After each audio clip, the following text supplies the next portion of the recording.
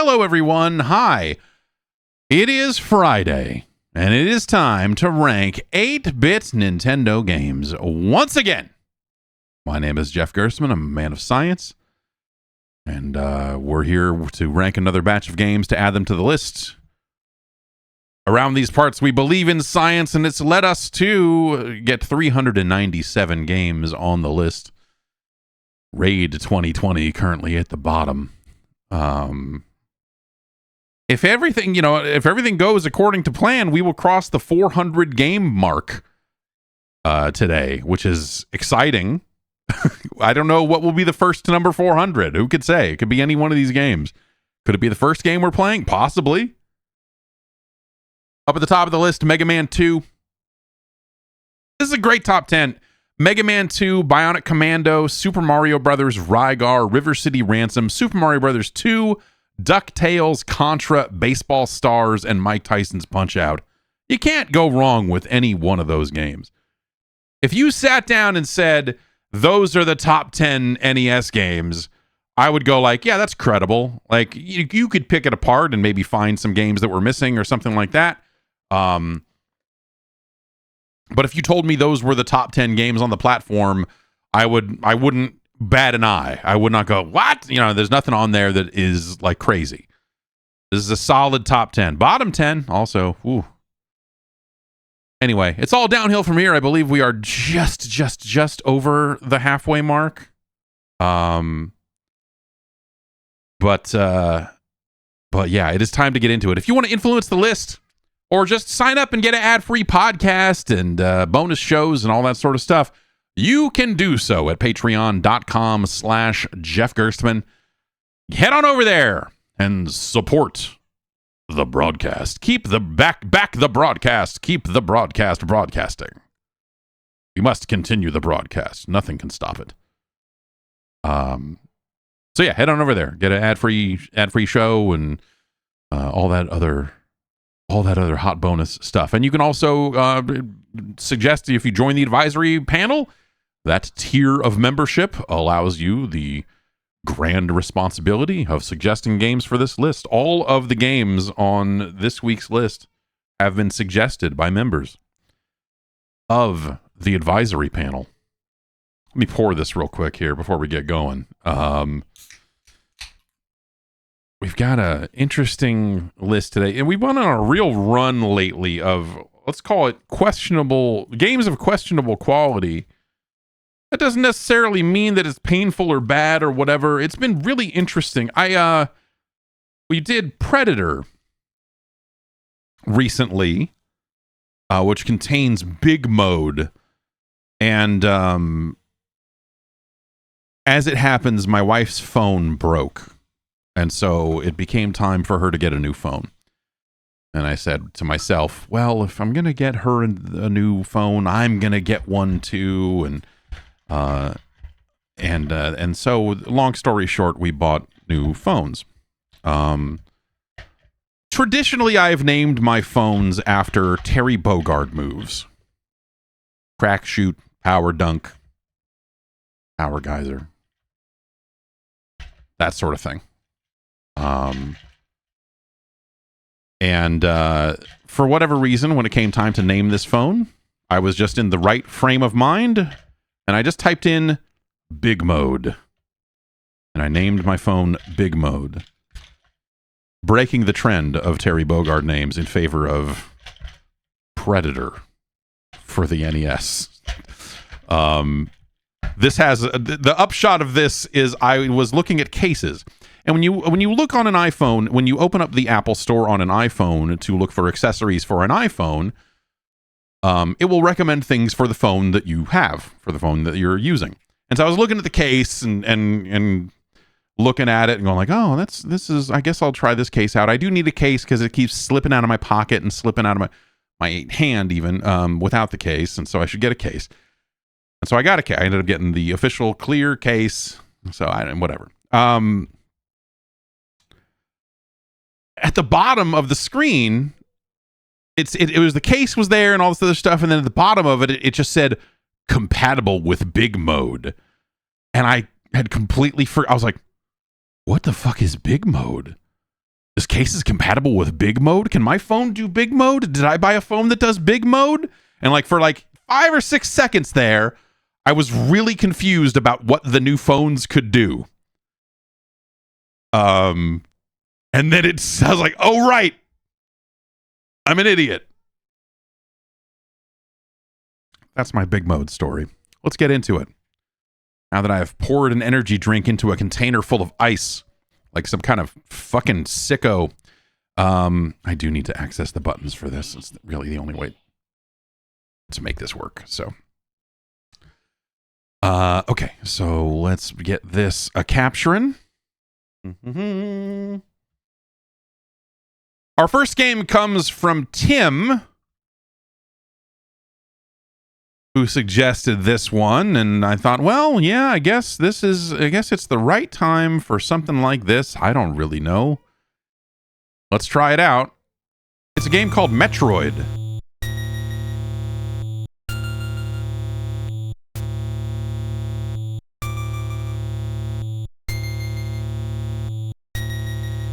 They put a dot in the O. That's like it's a friggin' Intellivision game. Were the developers of Metroid big Intellivision fans, and that's why all of the O's have dots in them? Defeat the Metroid of the planet Zebeth and destroy the mother brain something. Operation Intrude N313, whatever.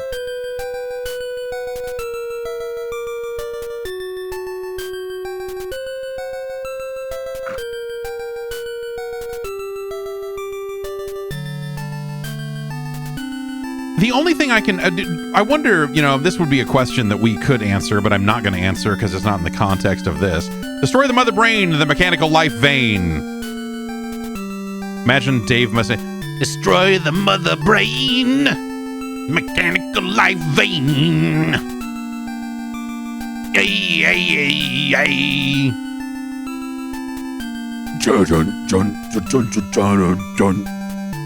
Destroy the mother brain.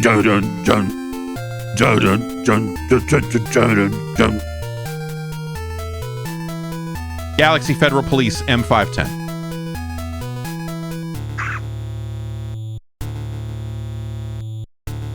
Okay. Well, we know everything we need to know about the story in this game. Did they put the dots in the O's to make entering passwords easier? I guess the question is, well, the question comes from Discord. Virtual Balboa says, am I the only one that never liked Megadeth? No, Megadeth is terrible. Like, Dave Mustaine is a fucking idiot. But Symphony of Destruction is a pretty decent song. Megadeth is fucking comically fucking... Dave Mustaine is a hilarious figure. He is a nonsense man.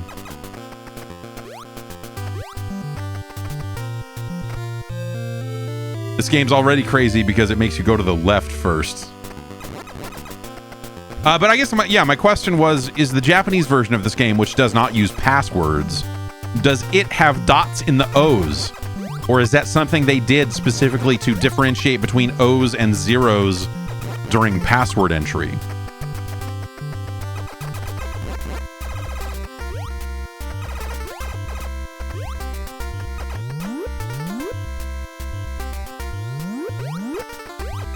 Can't shoot down. If I could, this would be a much shorter game.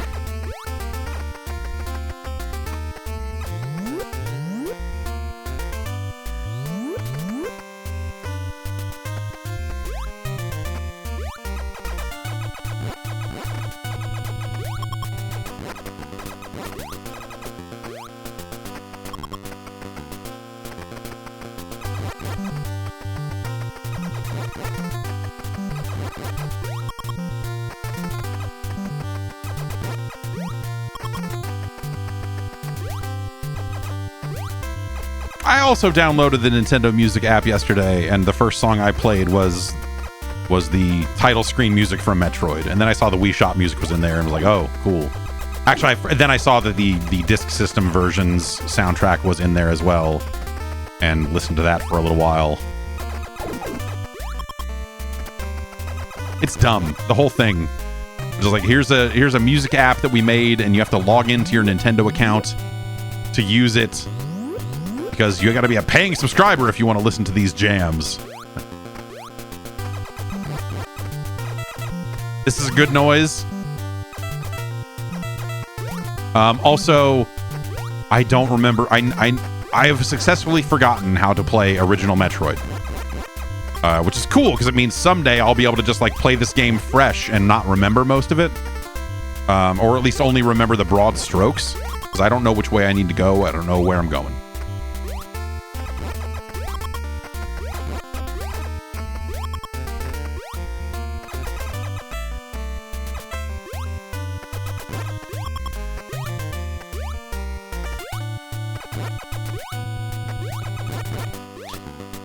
Something about the momentum that Metroid has, this Metroid man, whatever his name is,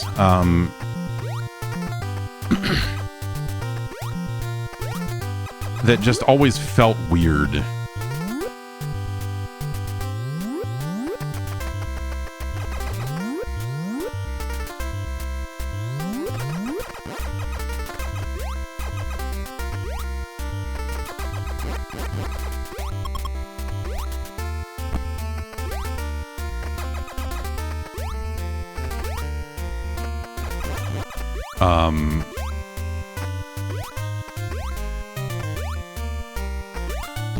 Well, I like the little buzz noise when you get hit.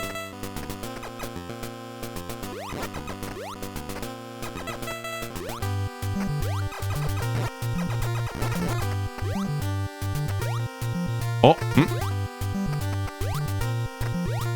I forget what it said in the manual about the main character in this game. Did it give you the name Samus in the manual? I mean, it must have, because it's not like it's not like the game contained that anywhere, did it? But they were obviously, you know, the big surprise of it's a lady. It was cool. It was a legitimate surprise. Oh, it also says he. That's funny. That's.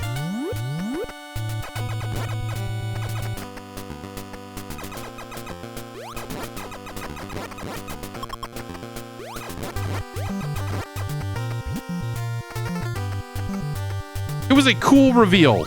I remember finishing this game and being like, oh my god, it's a lady in there. I don't know why I'm doing this. It's not like I'm leveling up. I think it's because I wanted some health or something. Well, that didn't work out. Like, I want to fill up my health, but also I want them to stop coming. So, oh, right. Okay. Well, we can't go that way because we need bombs.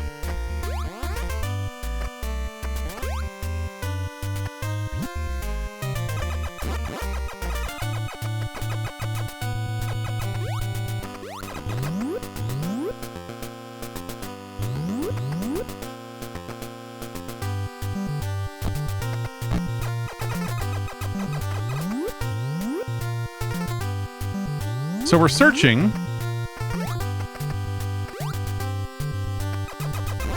for a variety of items and locations and whatever else.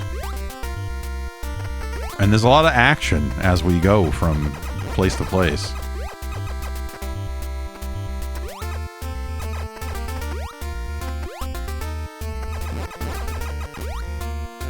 Ah!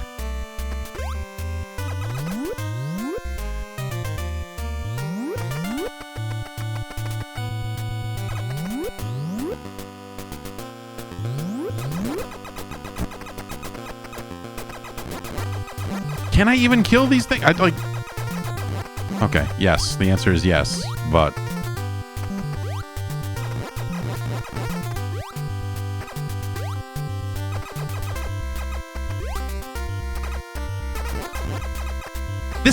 This doesn't... Oh, great.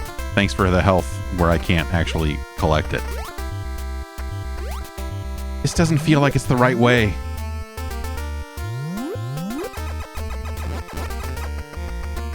But I can't remember.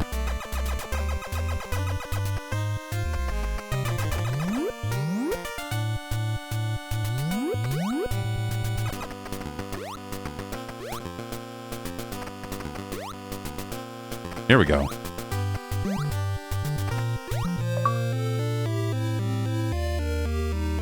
Yay.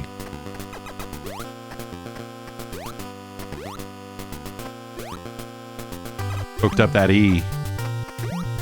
Ah! Bzz, ah! Oh! Oh, it's bad!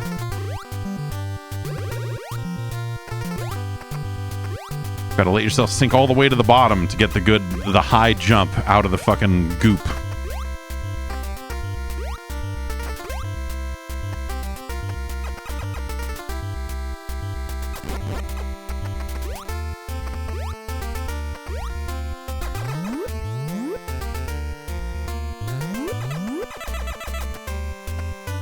All right, nothing down here.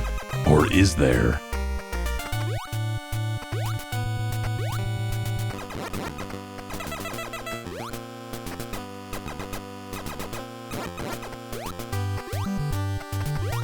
A lot of the game is this, and you know, I think maybe some of that is too. This is not the way we came. Is no, okay. Maybe some of that is a little bit to its detriment. That like there's just the vertical shafts are not awesome.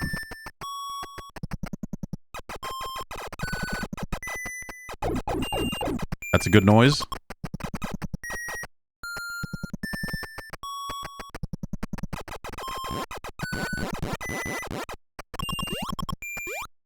Well, heck.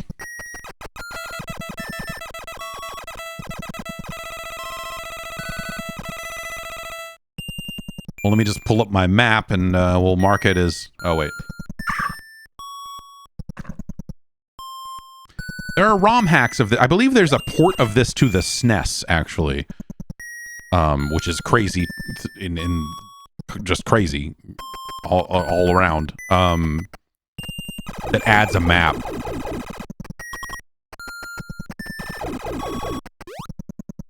And it's pretty nuts.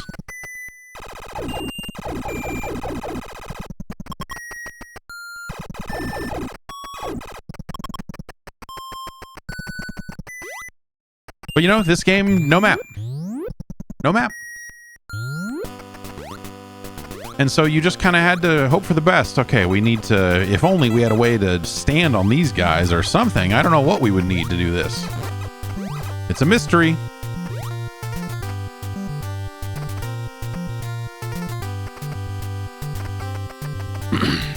Well, we got that energy tank, and that counts for something.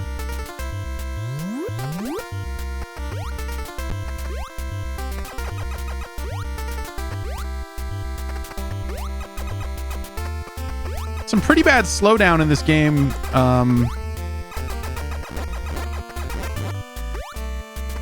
Oh no.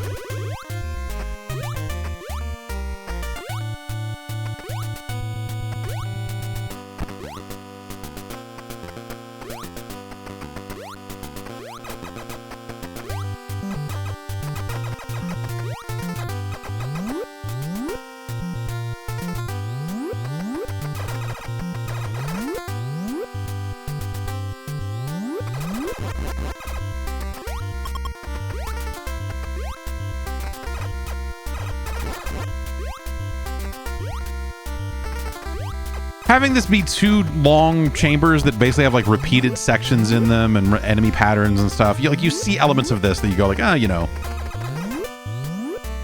there are aspects of this that could certainly be better.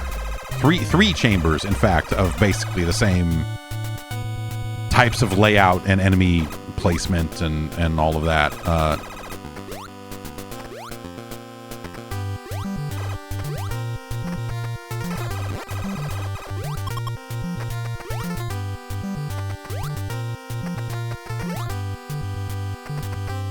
Yeah, if you're unfamiliar with the like work, it's like one guy doing the work of porting NES games to the SNES, and it's fucking wild. Like there's a version of Mike Tyson's Punch-Out that has like repositioned the HUD and it adds more buttons so you don't have to, you know, select and stuff. Like it's really, and it's not like he's not doing it from scratch. It's not like it's bad graphics or, you know, it is recognizable as that game. So, you know, if you were judging it as a SNES game, you go like, oh, well, this isn't great. But it's really neat. It's really neat. What's this way?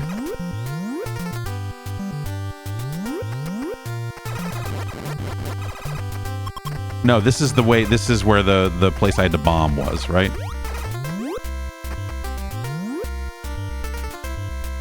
Oh, and it has orchestral music. Yeah, so there's a spec for adding CD quality music to SNES games called MSU1 that people use to do that sort of stuff. Is there anything down? Like a save room or something? No save rooms? Oh.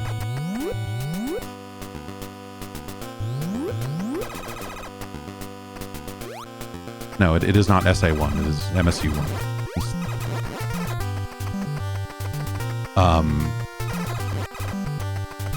And some people have used that to do... basically, it's like, what if the SNES CD-ROM came out? Is sort of the sorts of things that spec lets you get away with. It's interesting.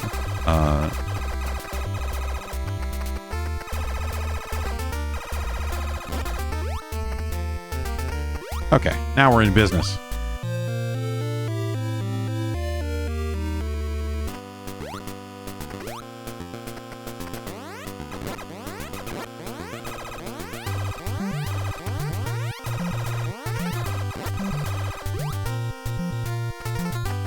No, we're just going to leave that so we can get away. Oh.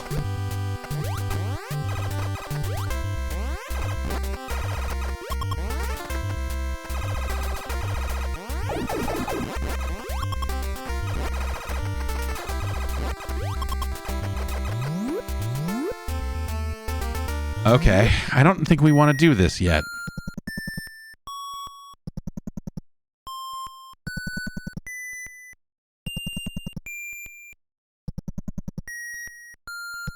We'll see what it looks like down here. I forget.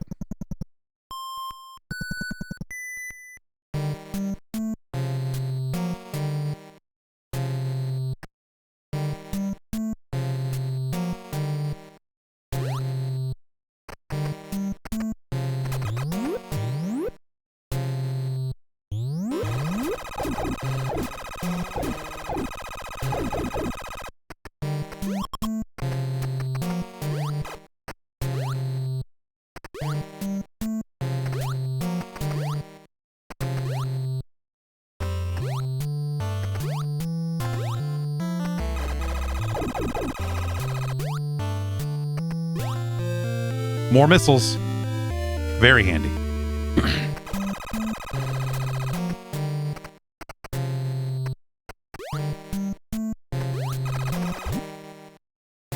But I don't have bombs, so...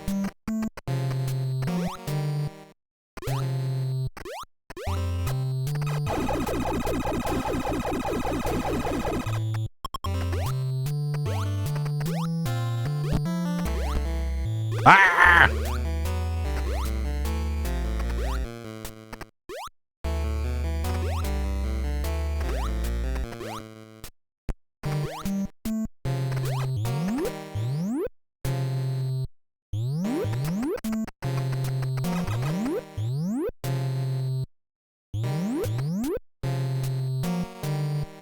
I should go back to the red door and shoot it open, because is that going to be where bombs are? And then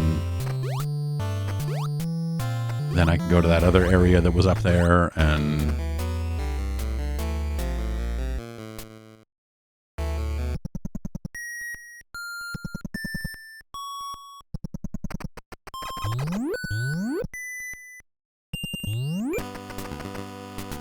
You can't always get away with it because some of these games were not designed with, you know, modern sensibilities or, you know, or whatever, sensibilities at all.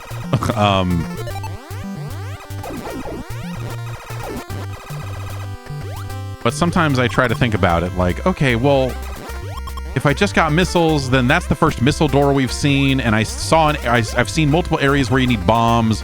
So I bet we go to the missile door, and I bet behind that is probably the bombs, right? That would be like a sensible progression sort of thing for them to do. But as a kid, I don't know. I never thought about games like that, right? You just hadn't played enough games to even have those sorts of thoughts. And it's interesting going back to old games having played a lot more games now and thinking about stuff like that.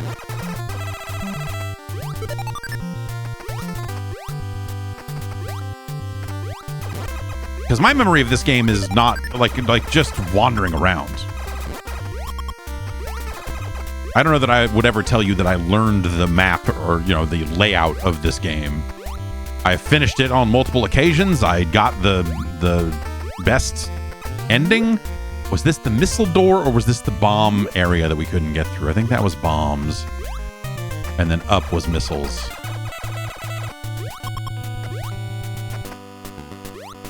And so I have a slightly better sense of direction, at least in a video, well, all across the board, actually, than I did when I was a kid.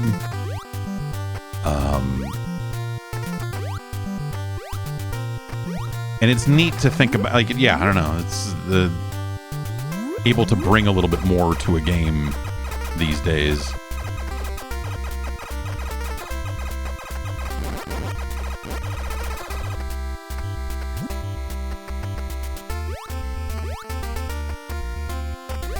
Nope, this was this one. But is there another one up again? And is that the...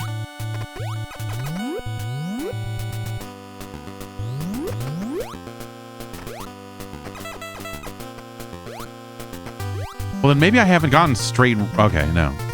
So it's got to be the one straight right from the intersection down here.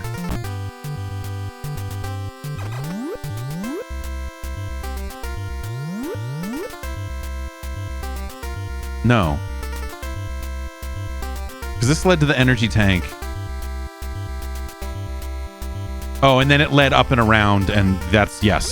So I had to go to the next vertical shaft.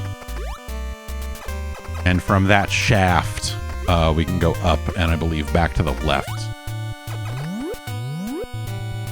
Is how that goes. And then one of these is fake, right? When you get the ability to drop bombs or like shoot, or wave beam or something, like I can fall through this lava down through it to something else, I believe, is one of the many secrets. I don't know if that's the one, but I think there is something. There is one of those somewhere. I know the one at the very beginning of the game that's eventually obviously go down there, but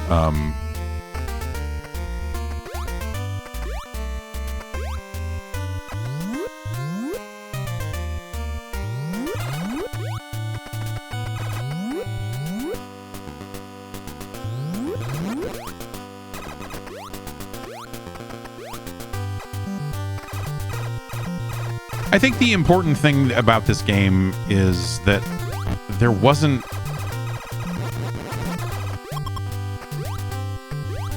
there was nothing like this when this came out. This game grabbed me in a way that... it grabbed me the same way all of Nintendo's best games do, but it has such an openness and just mystery to it because of that openness and its lack of a map and lack of, it is really, it does feel like this sort of blank slate of just like, I don't know, man, there's stuff out here. Figure it out.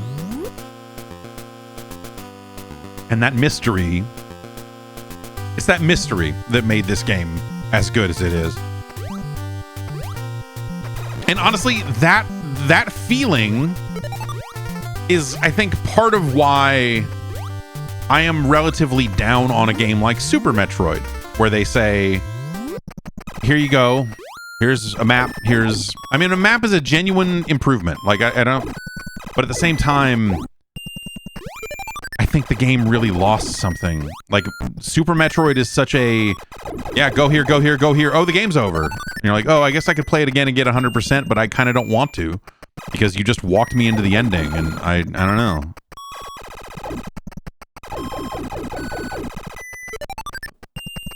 This game has very rough edges by comparison, of course. It's a...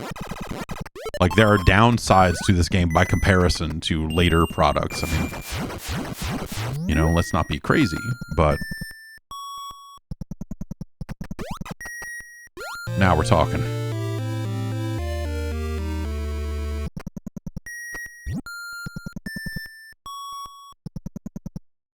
This is a cool thing to do.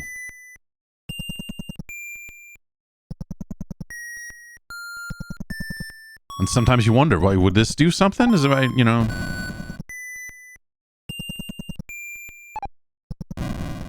No? Nothing in this one?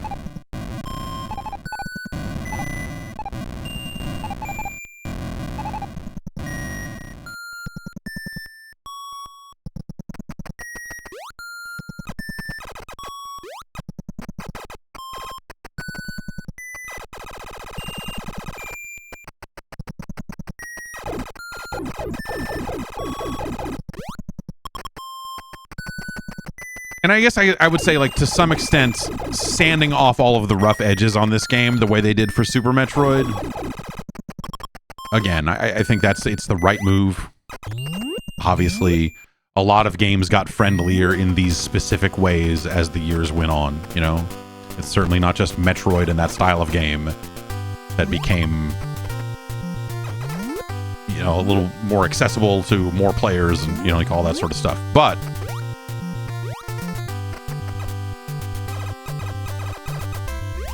I don't think that any of the Metroid games that have come after this one have captured what this game does. And obviously a lot of that is by design, because they chose to go in that direction.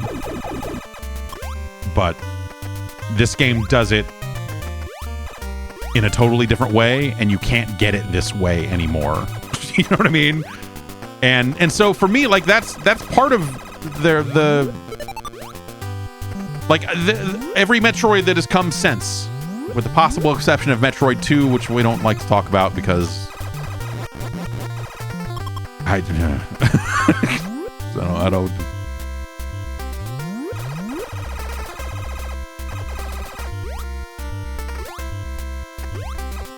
Metroid 2 just feels like shit. Like a Game Boy game. Like a Game Boy game does. And, like a lot of Game Boy games do, it just doesn't feel good at all. And the style, the way, what they're going for in it, and it's just, you know, it's not. Yeah, I'm sure if you were to rank all of the Game Boy games, scientifically speaking, I bet Metroid 2 would not be on the bottom half of the list or anything like that. It'd probably do just fine, but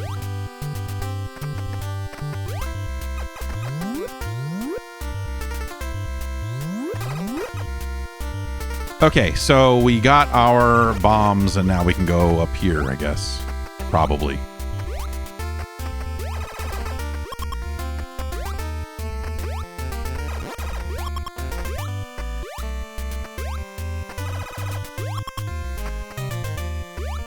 And I think it's weird, you know,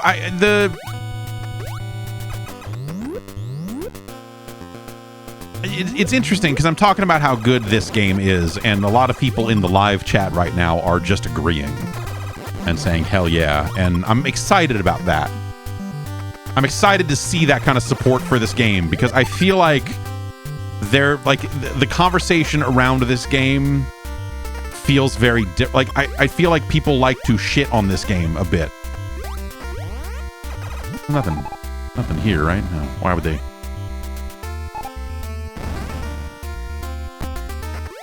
And you know, I'm sure that, yeah, if you haven't played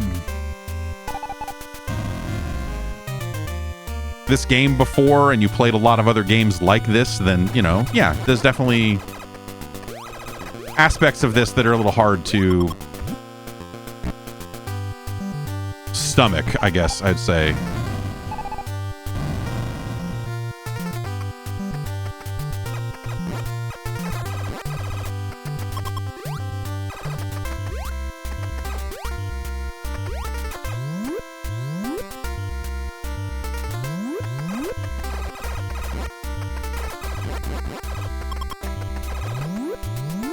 But I think this game is just fucking rad. And atmosphere and just, the restrictions that it puts upon the player and all that sort of stuff. I like the other games in this franchise don't do that. And as a result, they kind of don't scratch the same itch for me. And they never, none of them ever hit as hard as this one. I certainly loved games that have, that have used Metroid as inspiration. I do think Super Metroid's a good game. But you motherfuckers. Is there anything at all here? I literally don't know.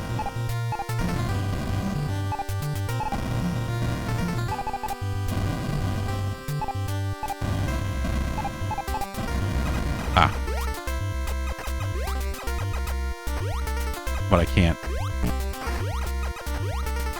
Oh, I gotta time it. Right. Come on.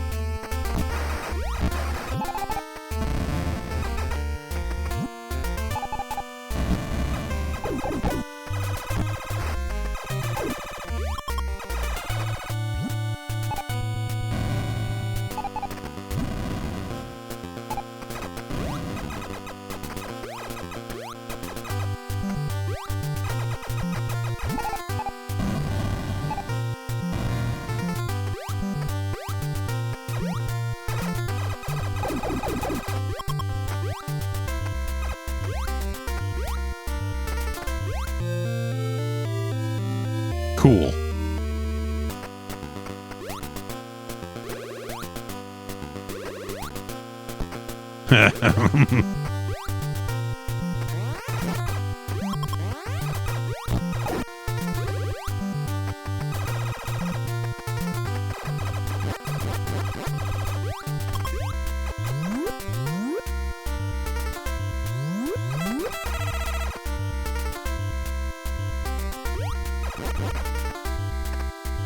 Oh, this is the top of that area. Okay.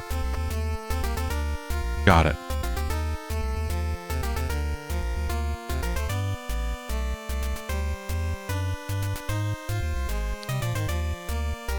So now what? We go...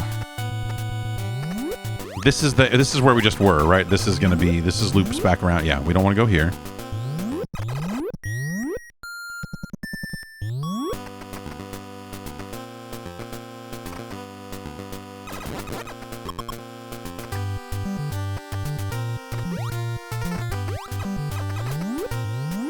Now we trudge all the way back.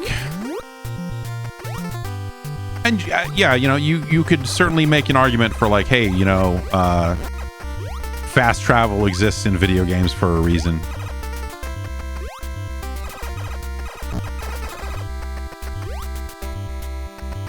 As does battery backup.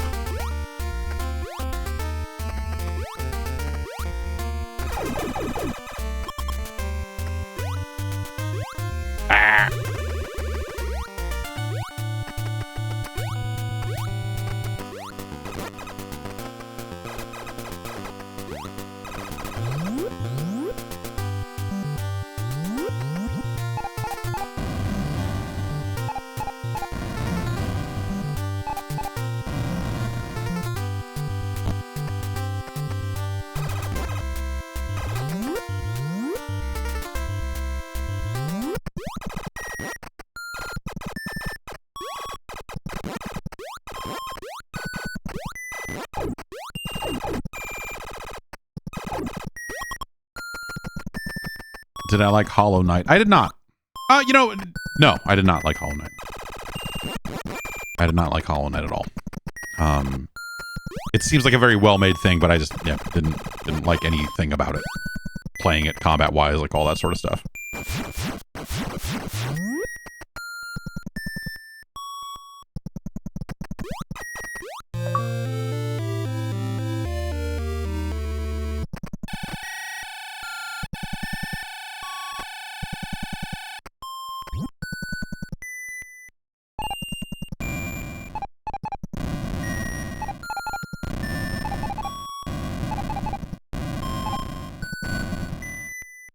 Now, Shovel Knight, now that's a video game.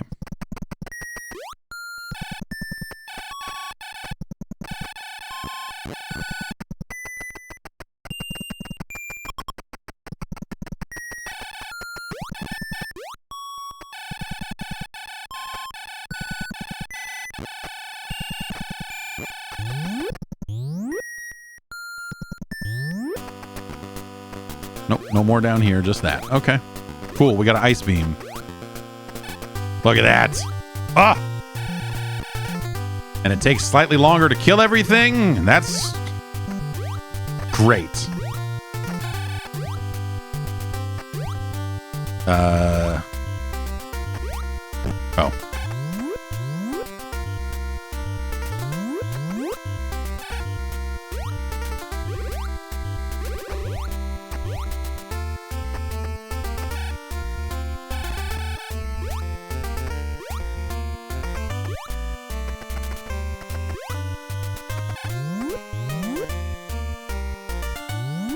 Now, there's nothing in here also, is there?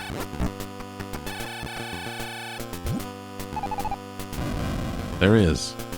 Aha. It's a fake. Oh, are we just like fucking stuck now? Is this like a... I don't remember this at all. Is this like just straight up trap room? Like,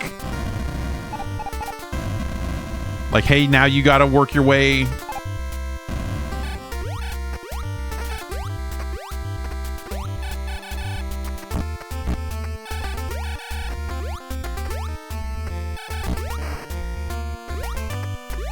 Oh, man.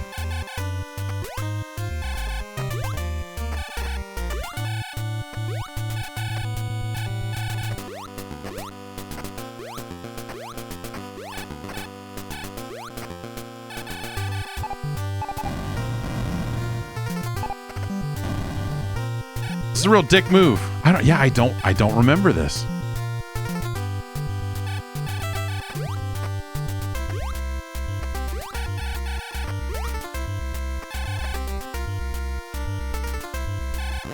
Oops, that's right. That one you can shoot twice. Oh.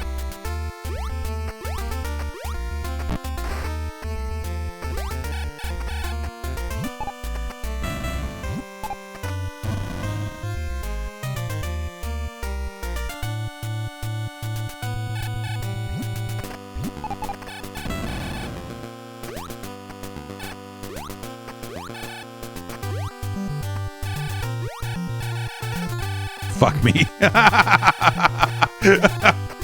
Oh, man.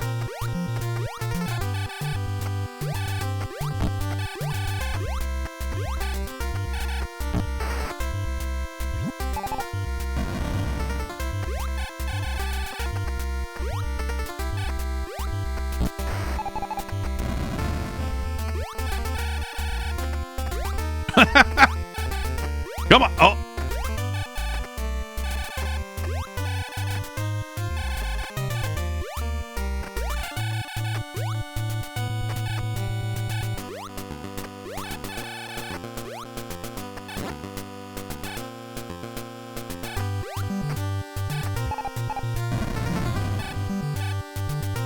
What happens if I kill this guy? I mean, I guess I can still kind of hop my way up.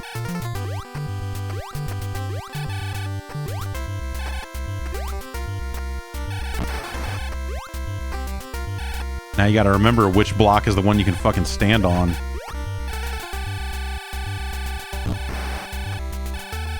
It's right there.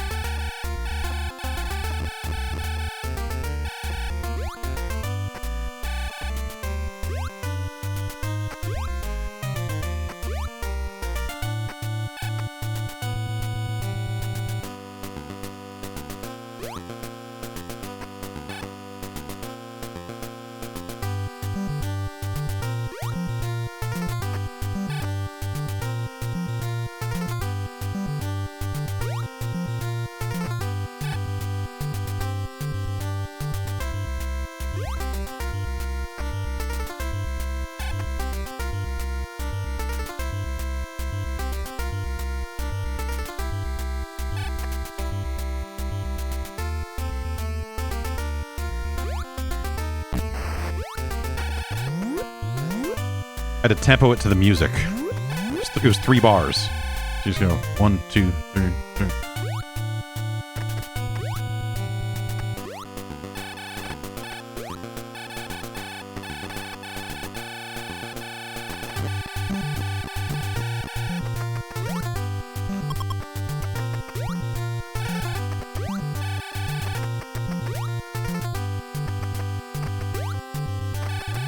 I don't remember that room being there. I don't remember the like, hey, by the way, fuck you. Like, hey, you thought you were being cool because you found the ice beam? That's really nice. Down here, suffering. Okay, so now we have all that stuff. I guess I can go back down and go to the elevator again. That was down here, right?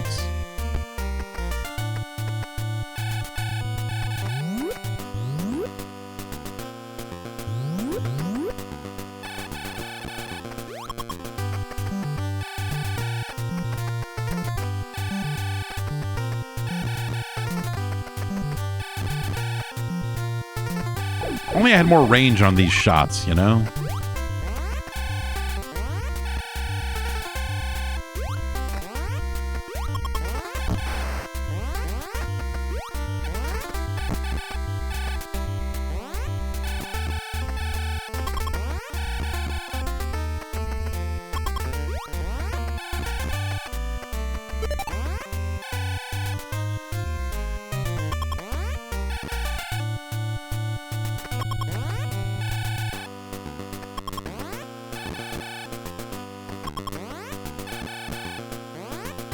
Or should I go back to the beginning now that I have bombs? I can bomb my way down into that first. I can't remember that, but that's where the end of the game is, right? Isn't that the elevator to the end? I can't remember. Like basic memories of the layout, but not. And that's kind of cool because, you know, in theory that means I could play this game again and actually experience it, you know?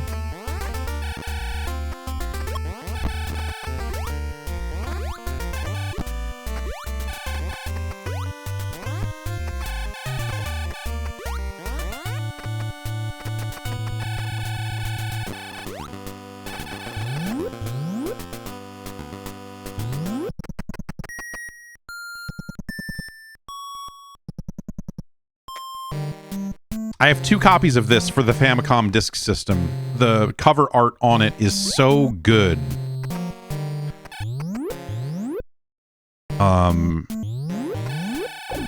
One copy doesn't work. The first copy I bought did not load. Which is like relatively rare for games at a used store in Japan to, you know, for them to be selling non-functional goods. Usually that stuff is pretty well tested and ironed out and all that stuff, but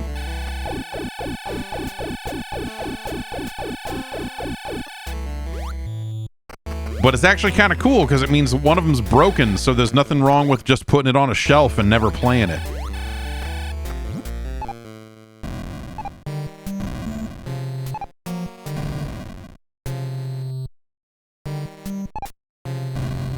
And then so I didn't find that out until I got home from Japan. Like, oh, I bought a Famicom Twin and I bought a copy of Metroid and this doesn't work. And so then, you know, a few months later when I went back to Japan, because that's just how it was then. See, now I've learned the skills to do these amazing jumps and it's not a problem. But I was able to buy another copy.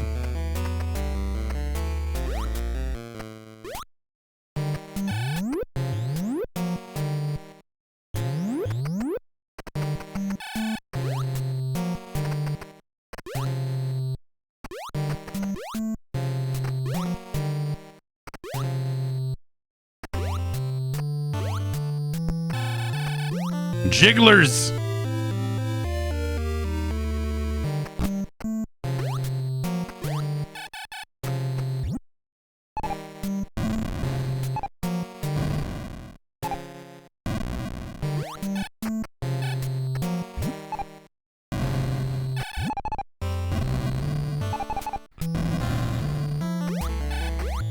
Can I not bomb in the air the same way you can in later games? Is that, like, it's not, I'm pushed there. Okay, we're getting some out.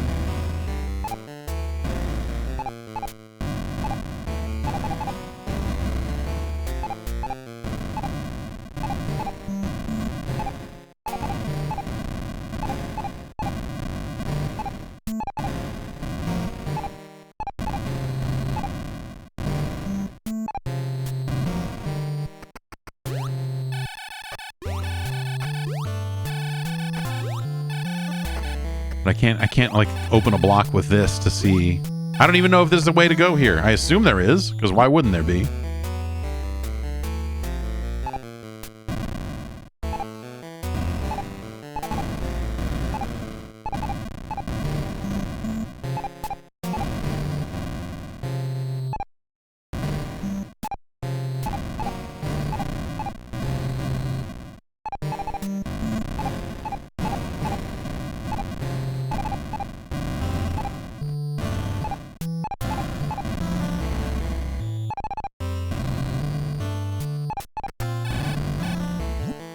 I have 14 out of the 25 retro achievements for this. So yeah, that's yeah, you know, you can, turns out you can enter passwords and unlock a bunch of stuff. I don't know if there's anything there or not. At the end of the day, I just don't know. Maybe there is, maybe there's not.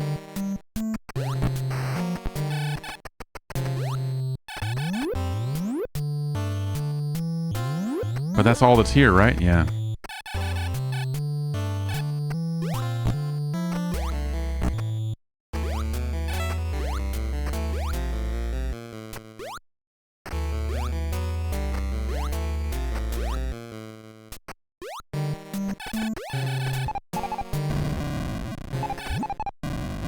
Bottom left. All right. Yeah. All right. In the interest of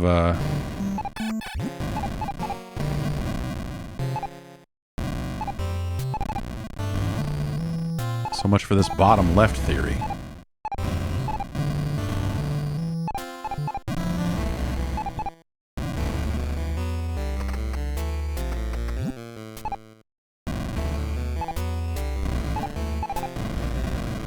All right.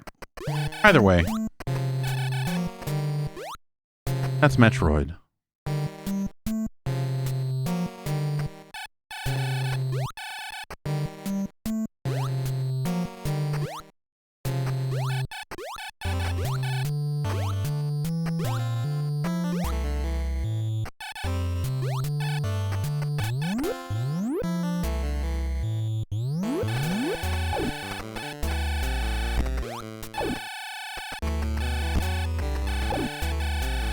I mean, we didn't even die.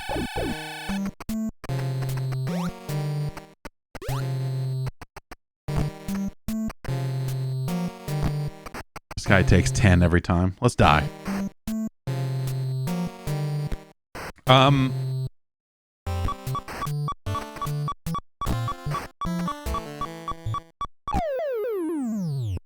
With the possible exception of the beeping noise when you're low on life.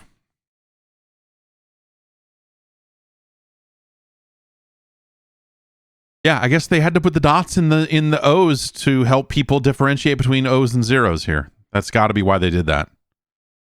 And then we start back here, which is nice because it's an easy way out.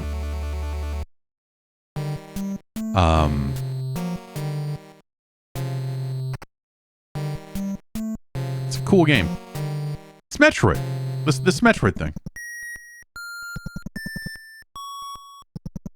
Pretty neat.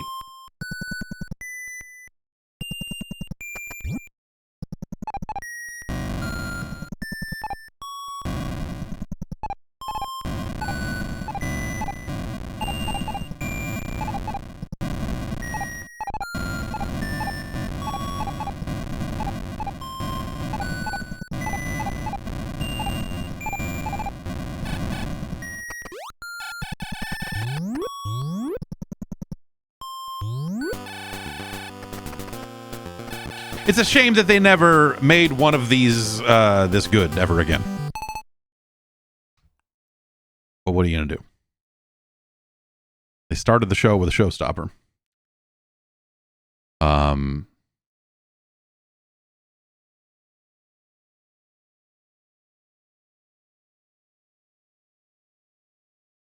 that's not to say that the other games are bad, you know, at the end of the day, but they tap into something. They tap into something, you know, else here in this first game. Some of that is probably because of just the limitations of software at the time and all of that. You know, you didn't even see a ton of games with subscreens on the NES. You know, Legend of Zelda was a really interesting thing in that context, right? Of just like, oh my God, I can select my stuff and I don't have to like hit select to toggle through them or whatever else.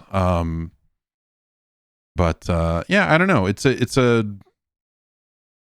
There's a sense of exploration there that you get that you kind of don't get in a lot of those other games. It becomes a different thing. It becomes, hey, I'm going from point A to point B, and there are things off the beaten path that if I choose to not just follow the arrow, then I'm going to find more missiles, or I'm going to find more this or more that. But like Super Metroid in particular is so bad about that in terms of just like, here's the thing, get the thing, here's the next thing, get the thing, do this, all right, now do this, and here's the end of the game. And I remember at the time, Super Metroid was one of the first games I got from Nintendo that they sent me. And I remember getting it a little bit before it had come out and playing it and just burning through it. Just zap, done, like 1 day, 2 days, something like that. And being really disappointed in that, you know, and how easy it was to just get around that game and finish it. And compared to original Metroid, you know, like going in really having enjoyed real Metroid, you know, first Metroid, and being like, man, I'm completely lost, and that feeling of exploration, like I just don't. Super Metroid just doesn't capture that the same way. It's a neat game. I don't know, like there's cool stuff in there for sure, but yeah. It's not the same. I think Metroid is better than Captain Skyhawk. I think the science agrees with me there.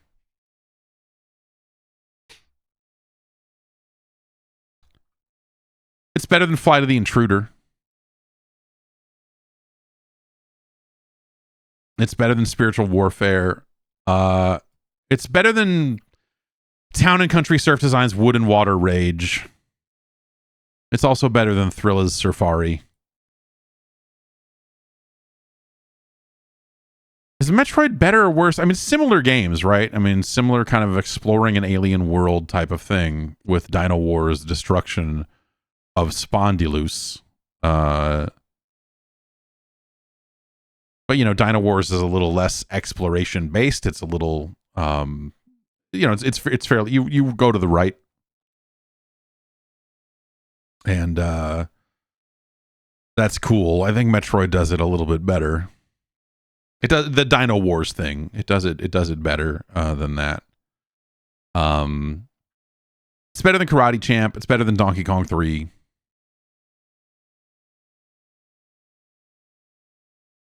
It's better than golf. So it's easier to play golf for money. It's a better game than Golgo 13, which, you know, in some ways does some exploration stuff as well. It just does it in a much clumsier way.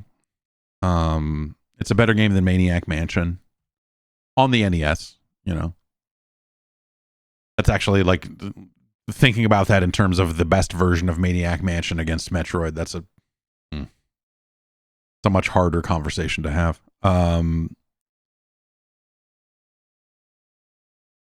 Better than Top Gun. It's better than Rambo, which similarly does some kind of, you know, open world, get your stuff, go your places, do your thing.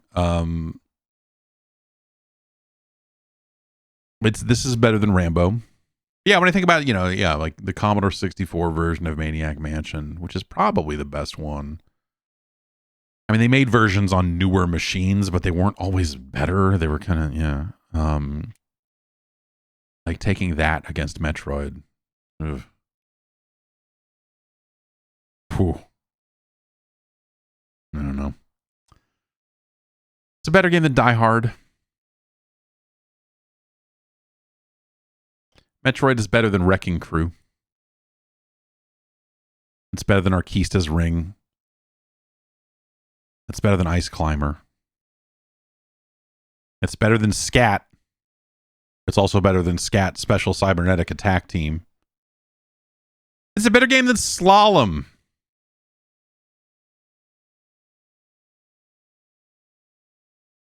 Metroid is better than City Connection.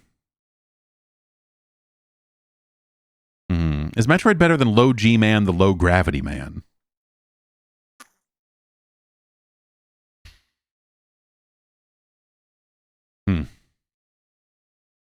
It is. It definitely is. Metroid is better than Karnov. Though Karnov brings his own ladder places. He's smarter. I mean, you know, you'd think a bounty hunter, a science fiction bounty hunter would bring a freaking ladder or maybe something more futuristic, like, you know, like a grappling hook. Man, what if that game had a grappling hook? I mean, it'd be a pretty short game. What if Metroid... What if Madam Metroid had a fucking grappling hook? And then couldn't jump. And then there were Nazis. Okay, follow me on this.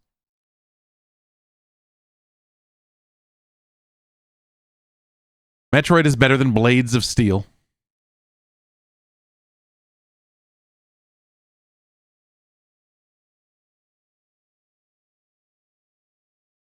Metroid's better than Super C. Metroid's better than Chip and Dale Rescue Rangers. Metroid's better than Strider. Strider does give you a feeling of openness, but really not. It's more just like in Strider, you can go to places out of order, but generally you don't have the thing to even get into that level, let alone get through it to discover like, oh, I don't have the right card key to open this door. I need to go to China and get these boots, you know, like whatever it is.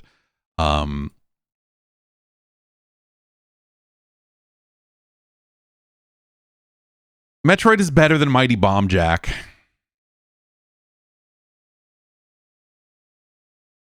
Metroid is better than Trojan.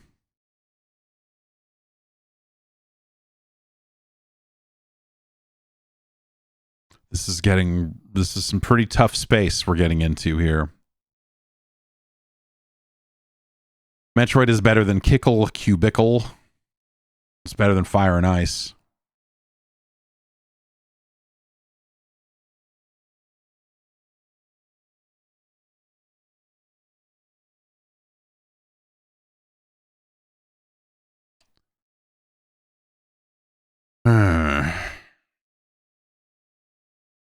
Metroid is better than Metal Storm.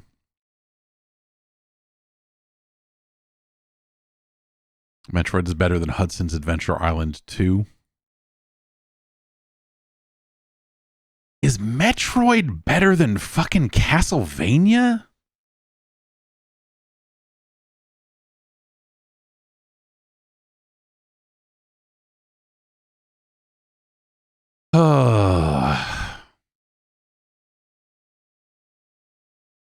You know, you're weighing out like that feeling of mystery.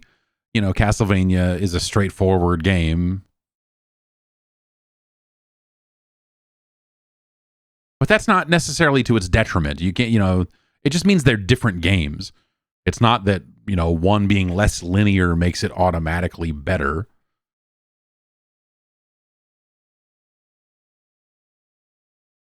The music in Castlevania is astounding. The backgrounds and a lot of the animation, all of that sort of stuff, I think is really good in Castlevania. Great boss fights.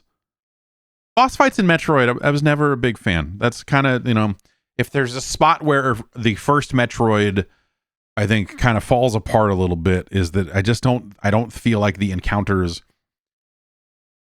getting to Mother Brain. It is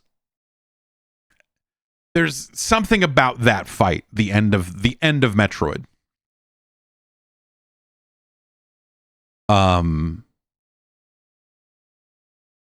Knowing that, like, oh, you know, because you reread about it or whatever, like, oh, Mother Brain is at the end of this game. What do you even do with a Mother Brain? Because it doesn't necessarily tell you that in the little page of text. But I'm sure in the manual it probably does. It probably mentions the words mother brain. I don't know. You're anticipating a fight, a final confrontation. And at the end of the day, the final confrontation in Metroid is more frustrating of just like, all right, blast this so you can stand here and then break the fucking glass. Like it's cool because it's a big fucking brain and you're shattering the glass on this thing and doing like it's really neat for what it is, and it is surprising if nothing else. But you don't. It's not like a big skill crazy. It's not like a big moment, you know. And I think that is not great. And I think the boss fights, Ridley and Kraid, you know, it's weird to me that Ridley and Kraid gained this weird legendary boss status where they must appear in these other games, and the frequency with which those fucking things to show up always struck me as strange because they're not great boss fights in the original game.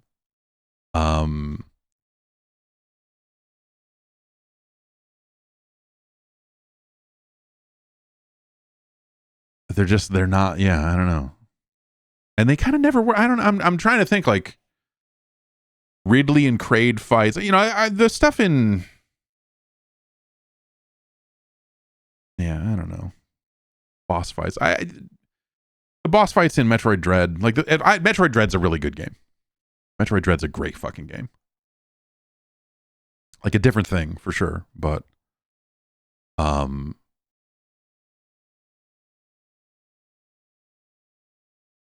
yeah, I don't know. Anyway, I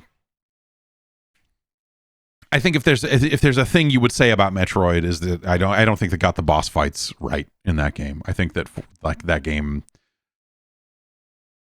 needed better, or you know would have benefited from better boss fights. Did it need them? You know, the rest of the game is so strong, it's kind of hard to push back on it too much. Metroid is better than Castlevania 1. It's better than Mega Man 1. Metroid's better than Jackal. Whew.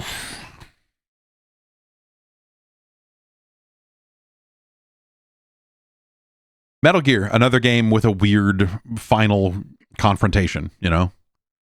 Like weird end game moments of, you know, what, you fight a dude and then a computer, or a computer and then a dude, or, you know, shoot missiles at this computer. We've got to stop Metal Gear. Great, let's stop Metal Gear. Cool. Blow up this computer.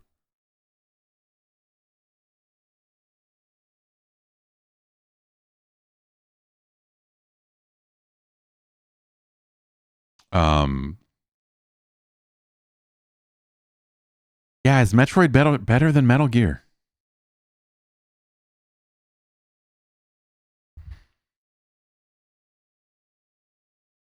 That's tough. That's tough.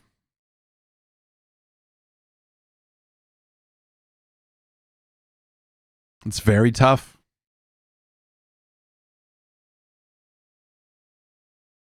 Samus doesn't have a bomb blast suit. Samus doesn't have a cardboard box. I think these two games, like, you know, sitting here thinking about them, there are definitely similarities between the two, you know, in just in terms of like the rights and wrongs of like, oh, this game's really cool, but you know, if we're really talking about it, there's some stuff here that you kind of screwed on, and this is, you know, this could have been a little better. Both games are relatively underdescribed, which, you know, is cool in a sense. I think it's cool for the era in ways that are just unacceptable today, right? Like, we simply wouldn't put up with an abundance of games that just were black boxes the way that Metroid is, in terms of where you need to go, what you need to do, all of that. I suppose you could say that the Souls games are actually, in some ways like that, right? Underdescribed, deliberately so. But that's a case of like, it's very deliberate that they have done that. This was just kind of like the style at the time in a lot of ways,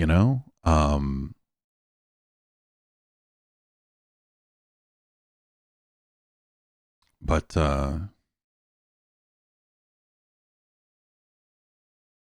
phew.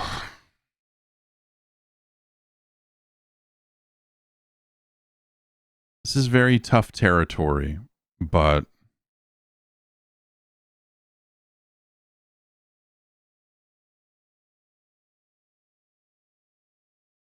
Metroid is better than Metal Gear. It's also better than Solomon's Key. And it's also better than Little Samson. And it's also better than Super Dodgeball. It is also better than Gun Dot Smoke. On my personal list, I might rank The Goonies 2 higher, but scientifically speaking, I think Metroid is a significantly better game than The Goonies 2, as well as The Lone Ranger. Is Metroid better than Blaster Master, is the actual question we're asking here. Yes. Yes, it is. Blaster Master is awesome, but also Blaster Master... I think Blaster Master is a very deceptive game. Ultimately, Blaster Master is a very deceptive game. There's a better version of Blaster Master that lives in your head than what Blaster Master actually is in terms of level layout and the structure of the overall world and the quality of the out-of-vehicle sequences. Like, there are... That game, when you actually see it for what it is,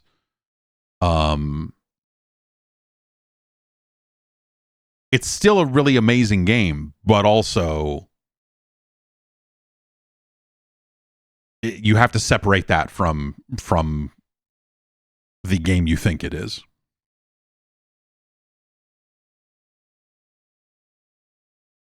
Metroid is better than Blaster Master. And that is where it stops.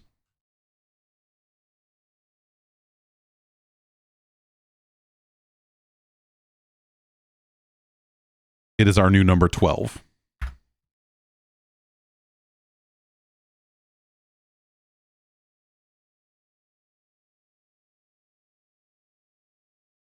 It's a fantastic game.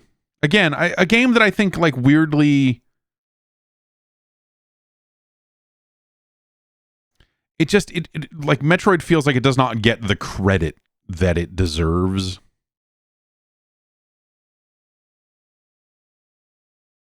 When the franchise is brought up for whatever reason, I think people definitely, I think, overvalue Super Metroid, and undervalue original Metroid.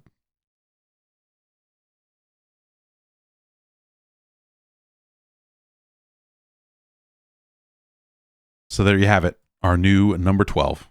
Thanks to Tim for suggesting it. Shubigans suggests the next game. And I can't reach the button, so I got to clean this desk off, man. I'm in the middle of, I'm migrating my server to a different box and all sorts of, there's just a lot of gear all over the place.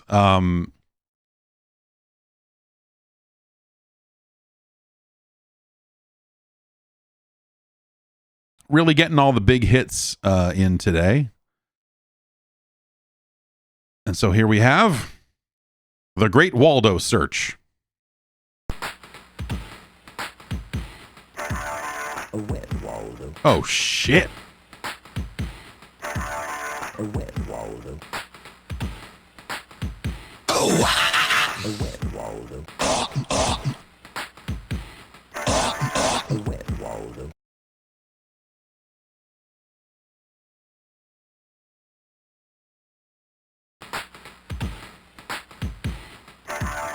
wet Waldo. A wet Waldo. Let me see your wet Waldo. A wet Waldo. Title music written and composed. A wet Waldo. I can't believe they broke it up like that. And don't just let that song play. All right. Oh, and it doesn't play here either, so I can't just hit start to hear it again. Okay, what do we got? Normal.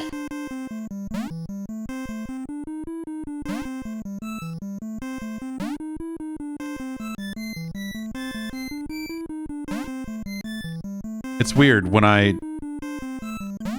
the three things on the menu are this picture of Waldo, normal, and expert.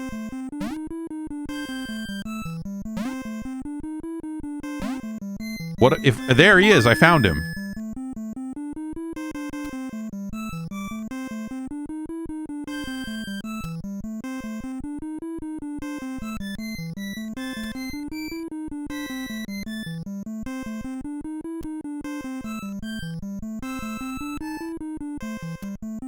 Okay, what? Oh. Am I looking for something that matches the picture at the top of the shoe?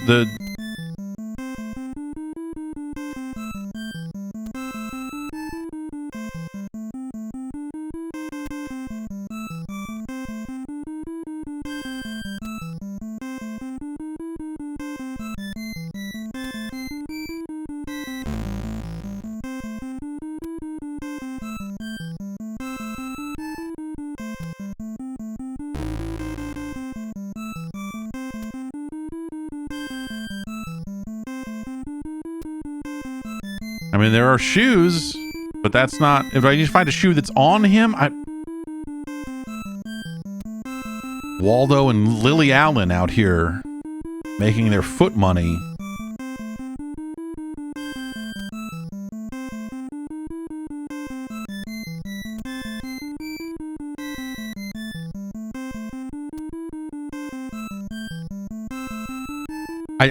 I don't know what I'm doing here. It's not clear what this is asking me to find. Am I looking for a shoe? Because there are plenty of shoes. Does the shoe need to be in the right position, like the right position to fit on that? Am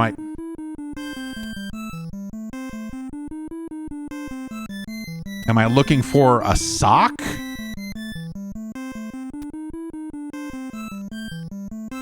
Am I looking for that exact, like...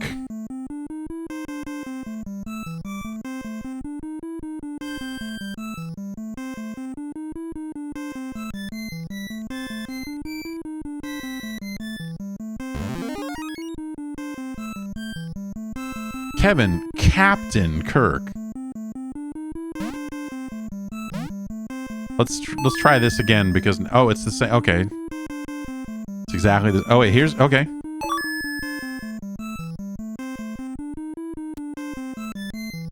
Okay, now we're looking for Waldo looking down. Oh no, his eyes are moving. What? Am I looking for the present or whatever is over there shaking?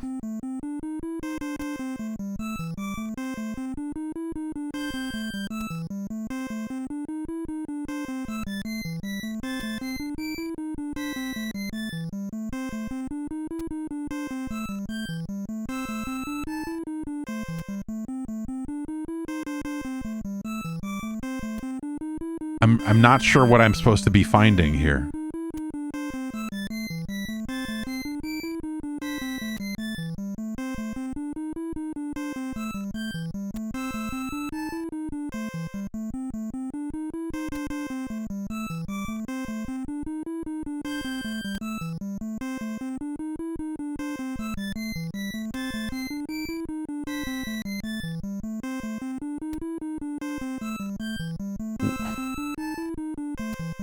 What am I...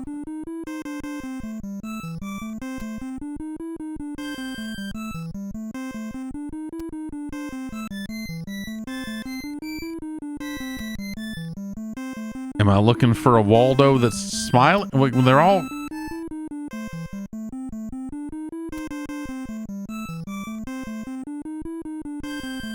I mean, he's kind of...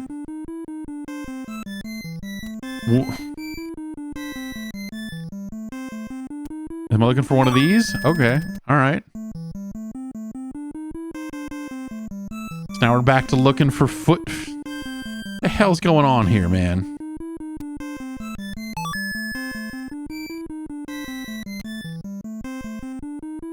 And is that it? And I gotta find another one of these presents or whatever? This is bad. This is a bad mode. Whatever we stumbled into here in this alternate mode here.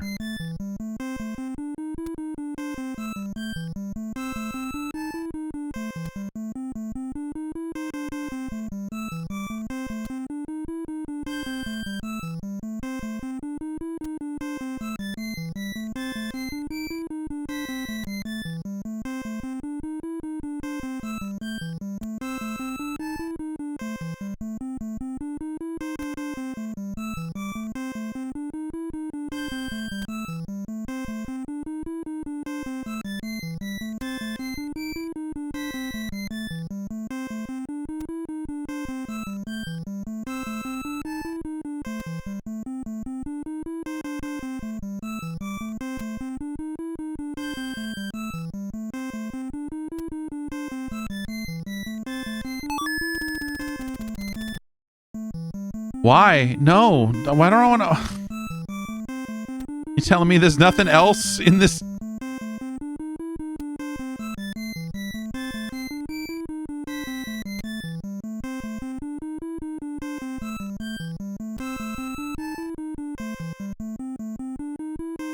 Why is this? Why is this? Just find Waldo without a shoe and then a fucking present, or I guess it's a scroll, right? Because it opens when you find it.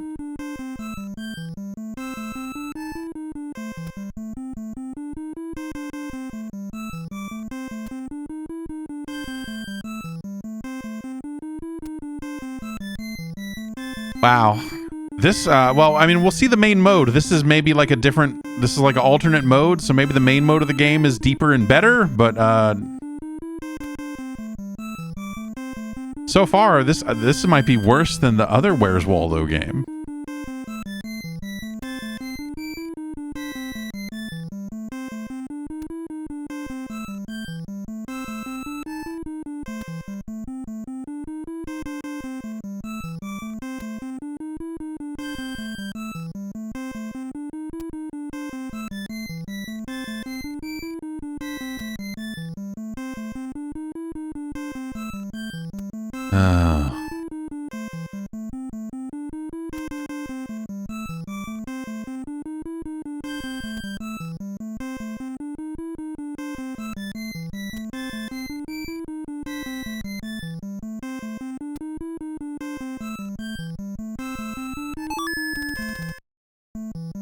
No.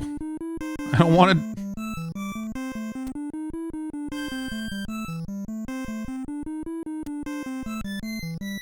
I don't want to do this anymore.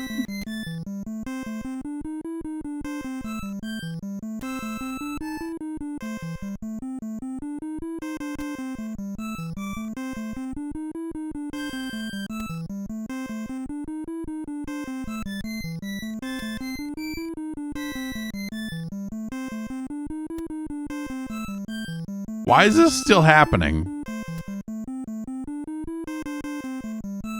Bang, bang, bang, bang.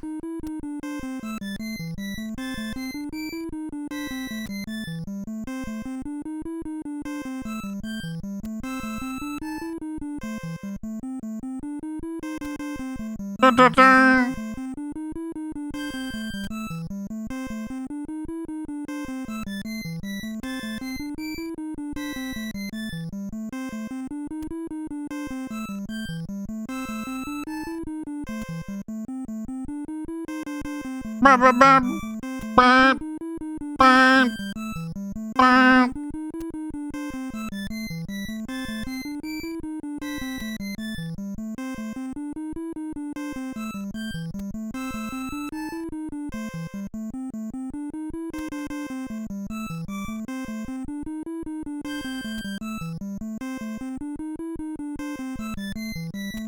No, I found... Oh, no.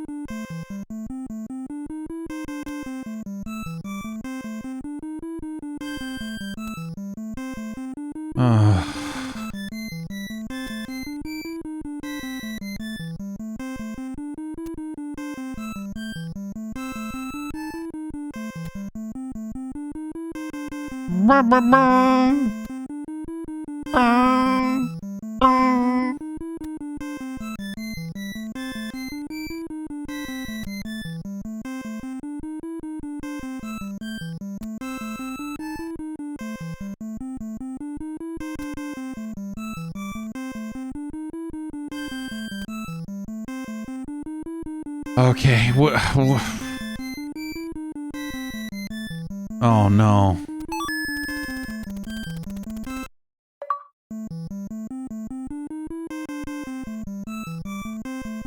Yes!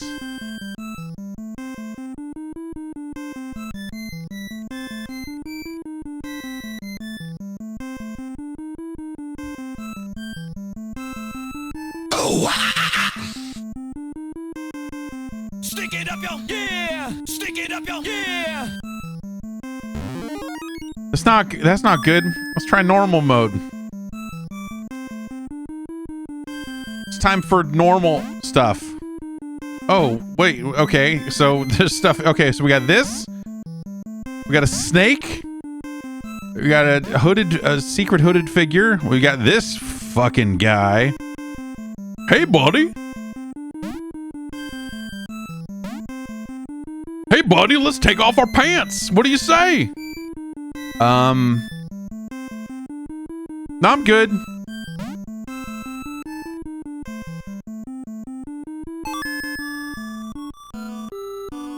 Wait, it's the same shit? I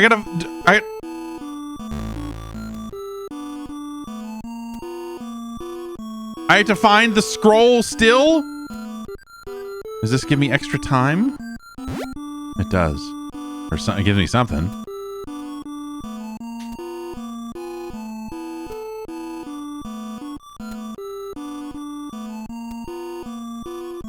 Oh, where's Waldo game where I'm not... Oh, I found fucking Waldo. Oh, okay. All right.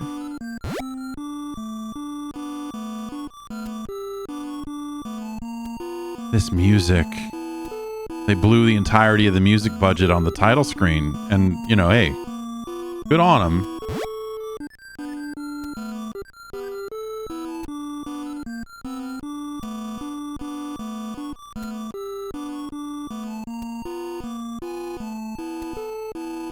So I guess now we're looking for this scroll? Is that the...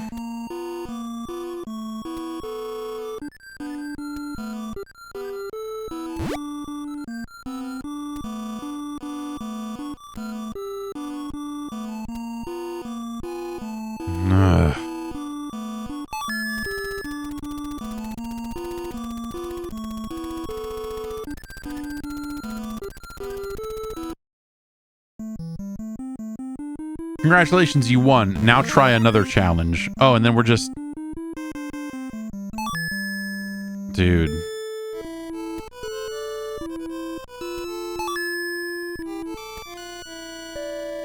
Oh, this is really good music. Did the guy who composed the music for this also do, Crazy Bus for the Genesis?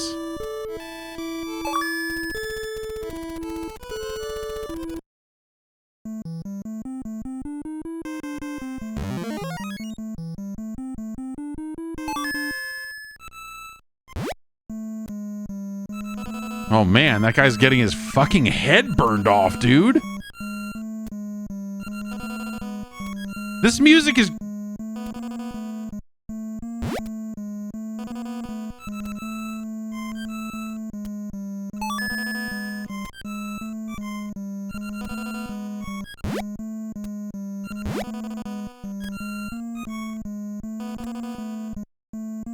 Like every stage in we go, the music gets slightly worse.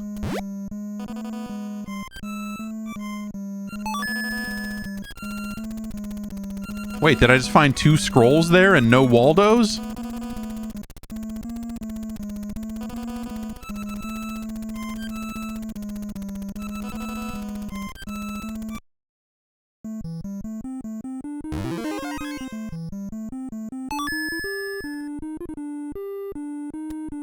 Look at this fucking guy.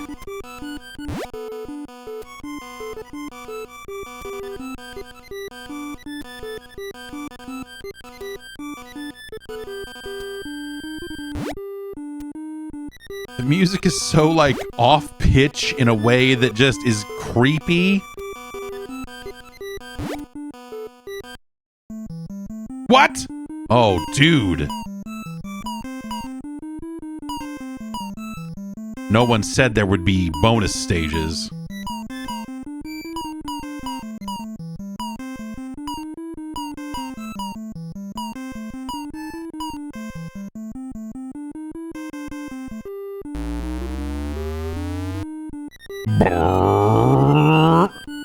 We don't want the cane? Okay. Cane looked out of place. I don't know why. Just...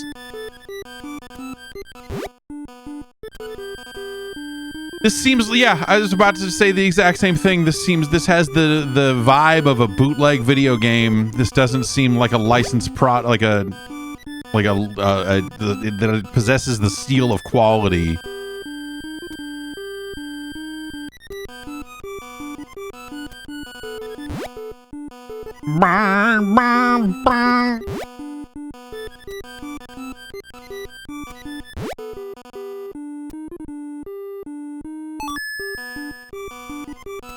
Found that dick face Waldo. Now we need to find a scroll.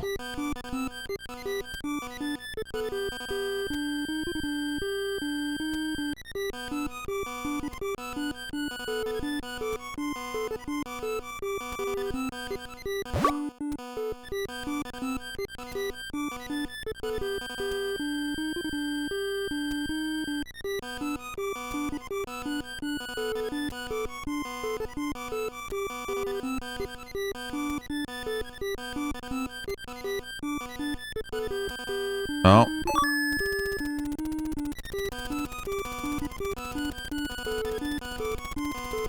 I got a lot of bonus points.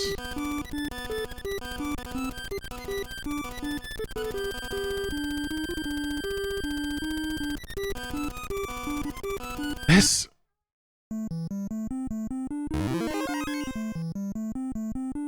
And then this is... We did this. This is the...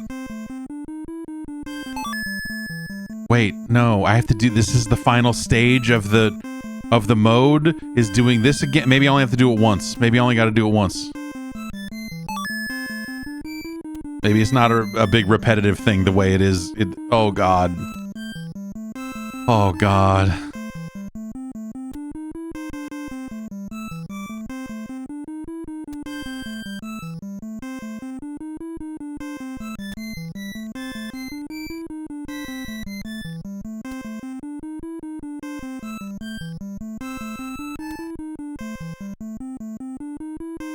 Bam, bam, bam.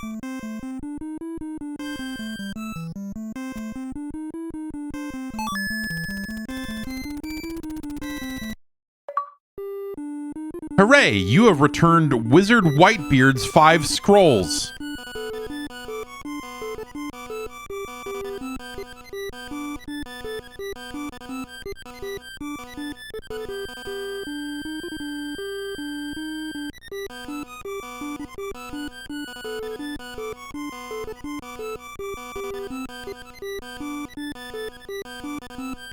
Dong, dong, dong, dong, dong, dong.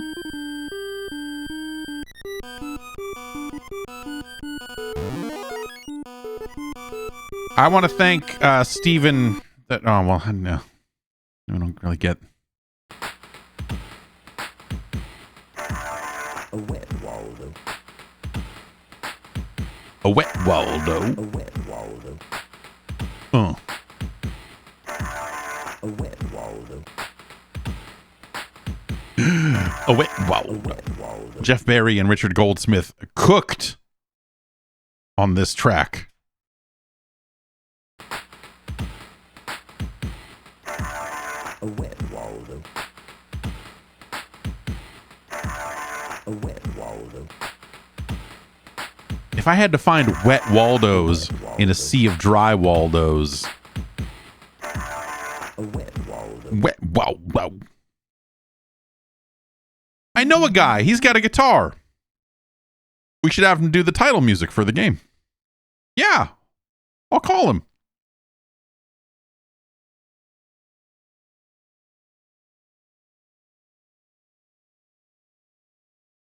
That's worse than the other Where's Waldo game. It's worse than Metroid. It's no RC Pro-Am.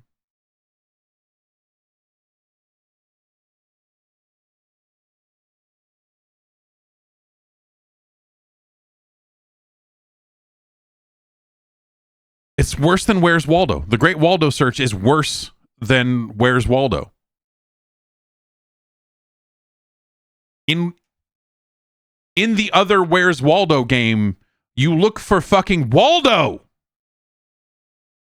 Not a bunch of fucking scrolls that are poorly tiled and inset into these images. And you get the subway stage with nefarious trickster old man in it, and you got to get Waldo's glasses. So they got like bonus stages, and they've got you finding Waldo. God fucking, hey, you got you finding Waldo, and then at the end of the game, spoilers, Waldo goes to the moon. That's a good time. Comparatively, this does have better title screen music. This does have better title screen music.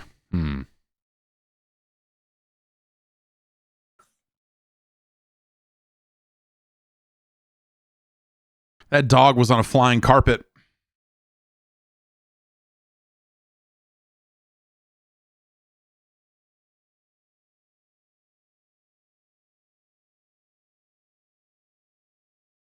All right, let's think it through here.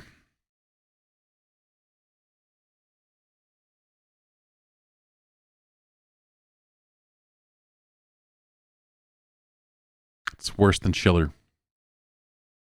It's worse than To the Earth. It is worse than Beetlejuice.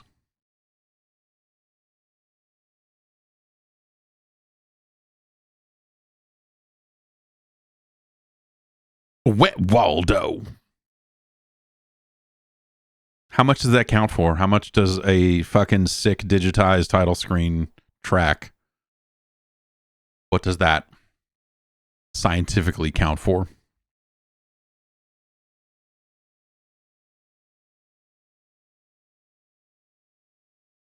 It's better than the Blues Brothers. It's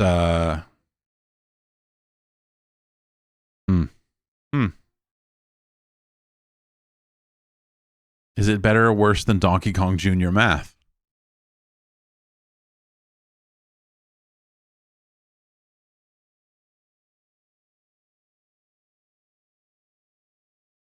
Wet Waldo. Burnt.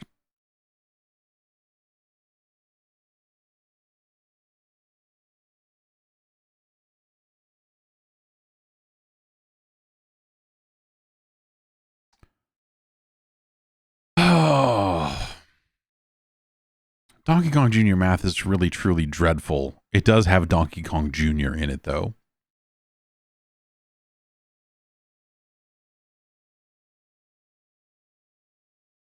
I suppose the Great Waldo Search is ever so slightly better than that, but not. Is the Great Waldo Search better or worse than Color a Dinosaur?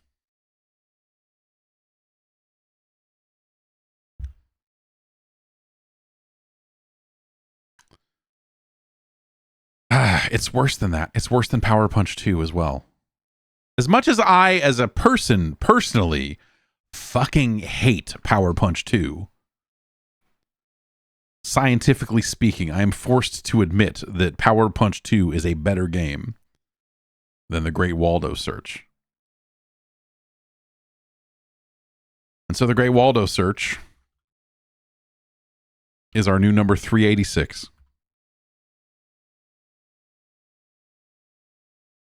What a disgusting mess.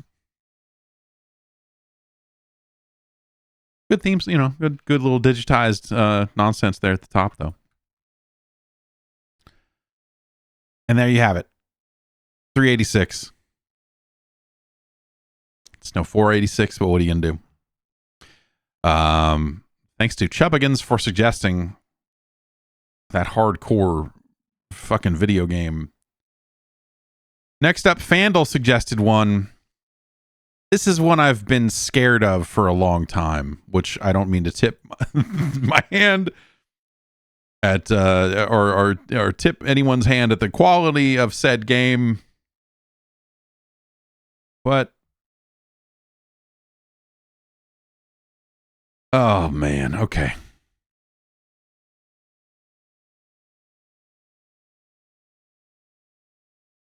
This game is called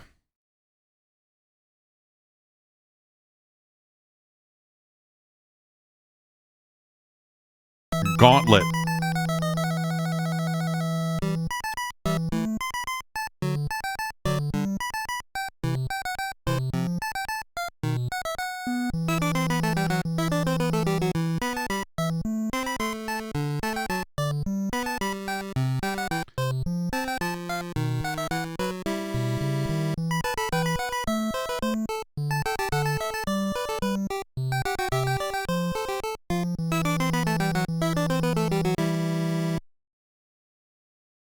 Look at this guy. As we've talked about with Gauntlet, I like that he persistently asks.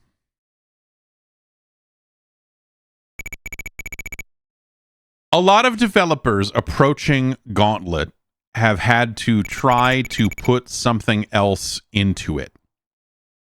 Because the original arcade game is an arcade game, and you play it forever. You could put quarters into a Gauntlet machine forever, I'm pretty sure, and it will, play. It'll throw the same sets of levels at you over and over again until you have had enough.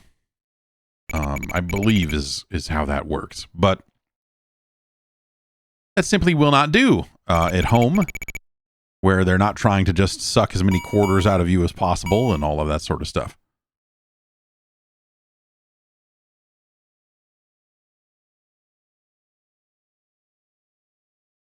Valkyrie is basically always the right answer. They have put some music into this game. Some different music, I guess I should say, than the arcade version has.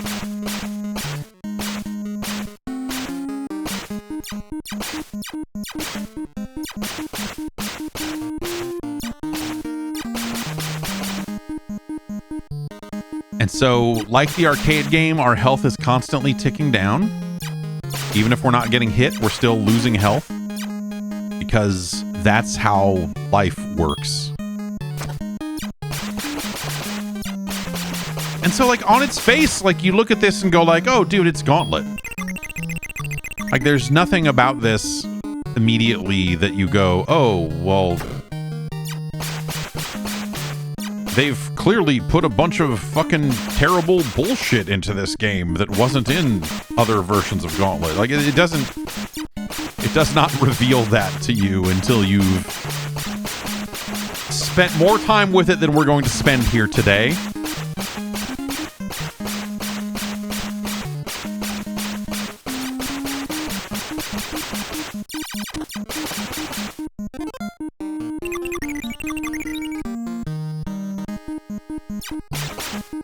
I will say I don't think the music is very good.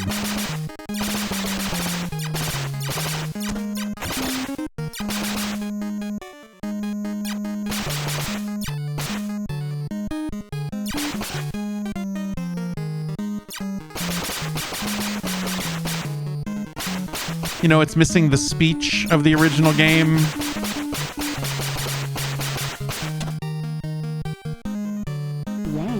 Except for, yeah, you get a yum. And now we have this. What the fuck is this? It's not just you go in the thing and then it's dun dun dun dun dun dun dun dun dun dun.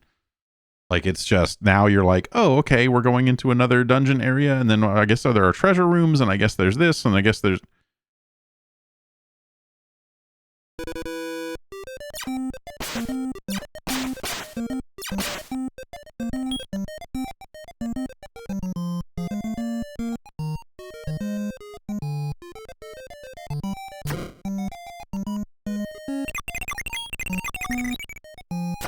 And I think the idea is you want to get as much treasure as possible in this version of the game because of the bullshit because of the bullshit that is this game.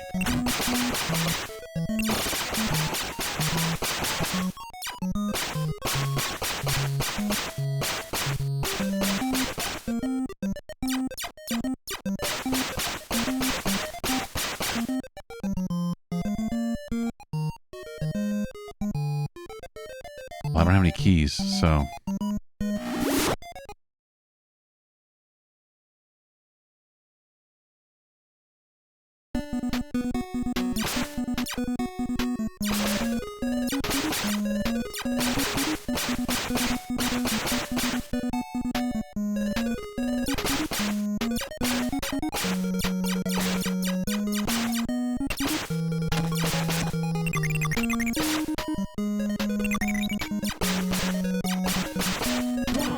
Yow.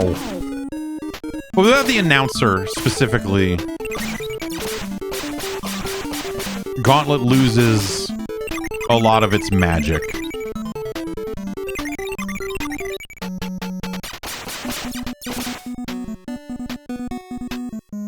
And so you kind of end up with this crummy looking ground texture and not a ton of animation on the characters.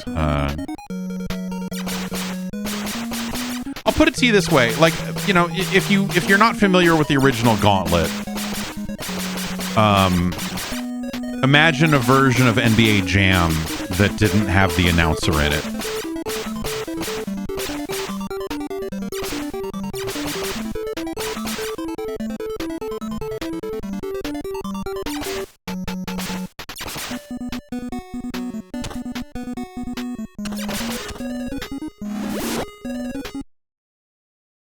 Oh, we found an exit that goes over here.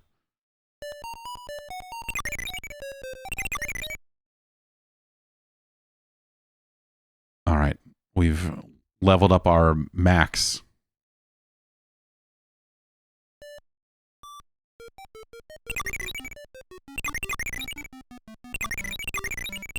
All right, we found the exit. That's good, because we have to get out of here in not long. Oh, let's see if we can get a couple more here.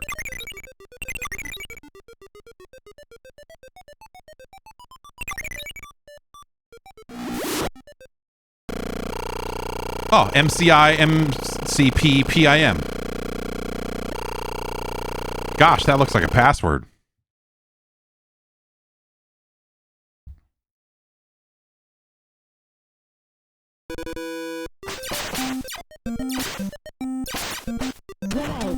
Yow.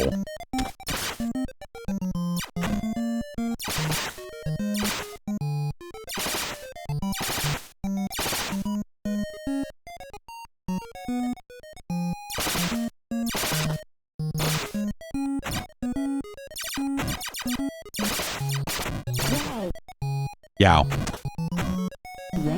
Yum.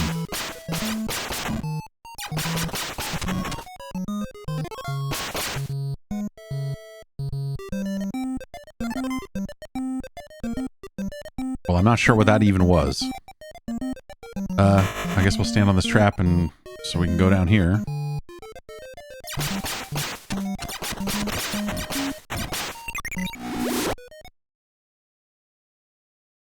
Okay.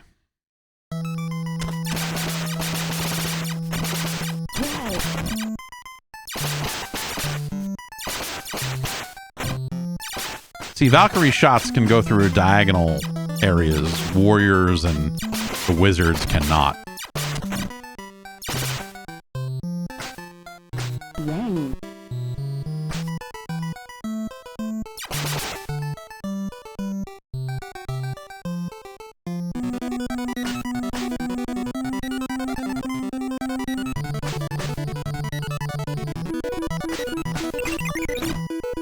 Alright, we're invisible. Meaning the enemies are turning away from us. For a brief period of time here. Where am I supposed to go here? Yow!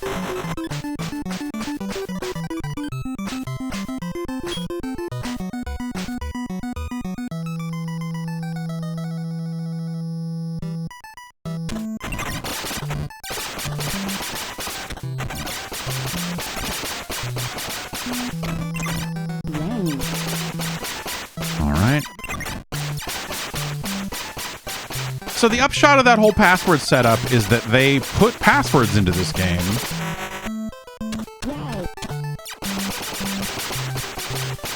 And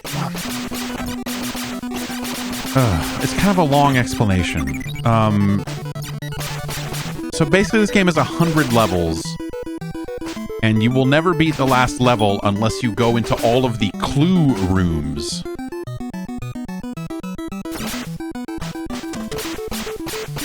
And so you get to the end of the game and it presents you with like... It's like... You know how Bubble Bobble would pull some bullshit at the end of the game? I guess you were playing with another person or whatever. It's sort of like that, where you have these situations where you can get to the last level of the game without the things you need to actually fucking do anything. Like it puts you in some bad spots.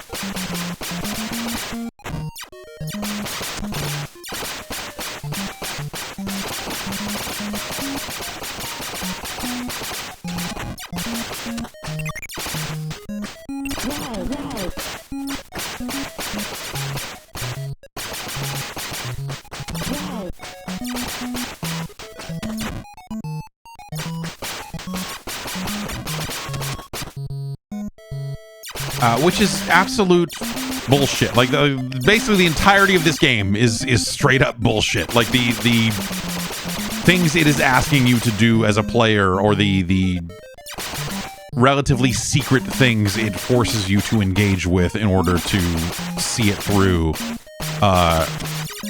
is really stupid. In a way that, like, you know, it is not a good take on Gauntlet at the end of it, at the end of the day.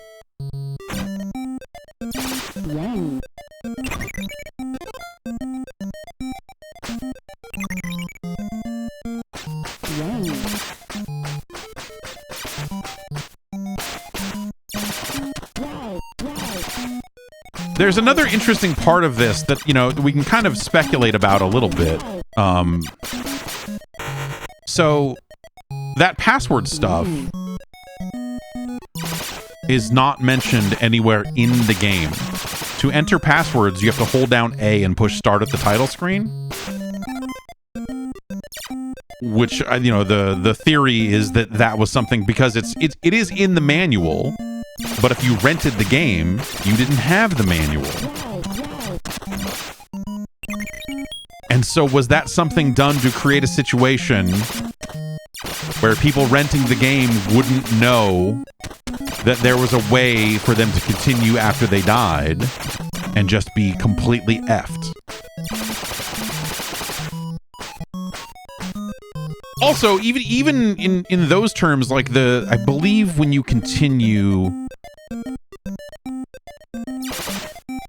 the game throws you back to like the last treasure room that you cleared, and then when you get near the end of the game, it sets you back like 20 levels no matter what. Yeah, when you continue near the end of the game. And so it's just top to bottom, this game finds ways to just fuck the player. truly the hood slam of 8-bit Nintendo games.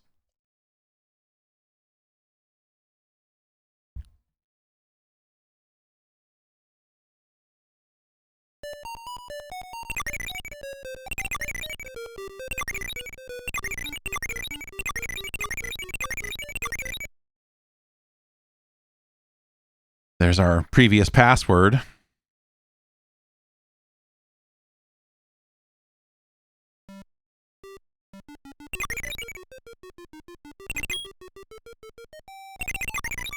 All right, our exit's up here.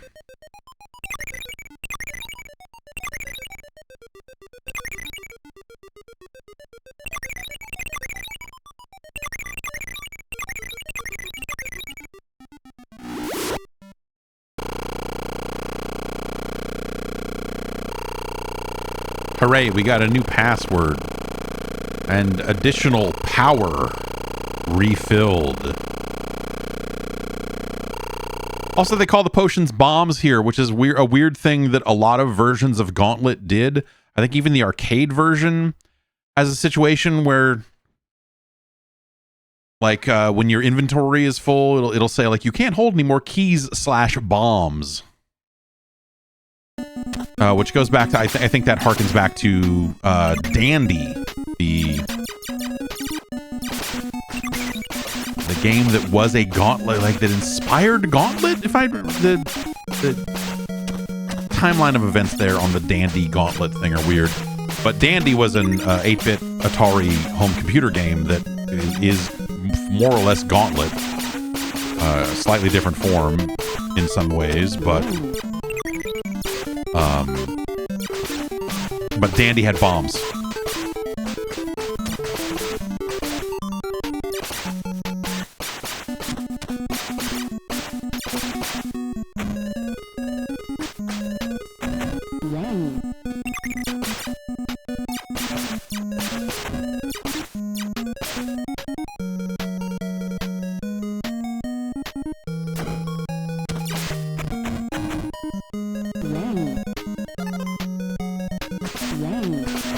And I've always liked Gauntlet. I think this is like a bad version of it on top of everything else. You know, there's the audio-visual stuff, obviously, of like, hey, you don't have the announcer. Like, you know, there's just clear aspects of it that are missing. Can I shoot that potion from here? Is that lined up? Might as well. Oh, it bounced off it. Weird. Oh, I guess I'm not. I thought that for some reason I thought that this was going to actually lead me to the exit and not all the way back here to where I started. But oh well. All right, now that my reflective shot has expired. No? Still? Oh, I guess it has not expired.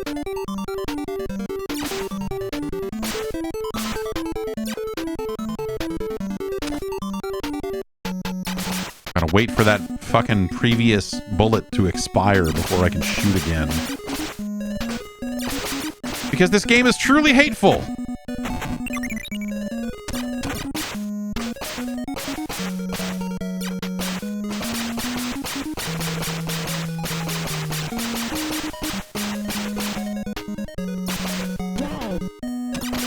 Yow.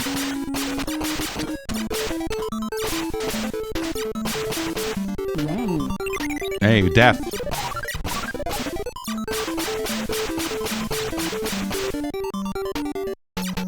I was wondering where death was. We hadn't seen death yet.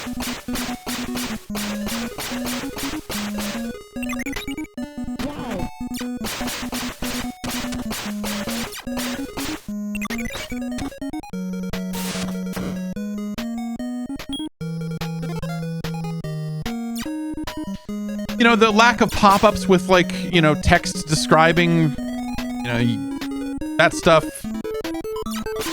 is sorely missed as well. You know, the announcer, like, there's just this stuff here that this is just not a great version of Gauntlet.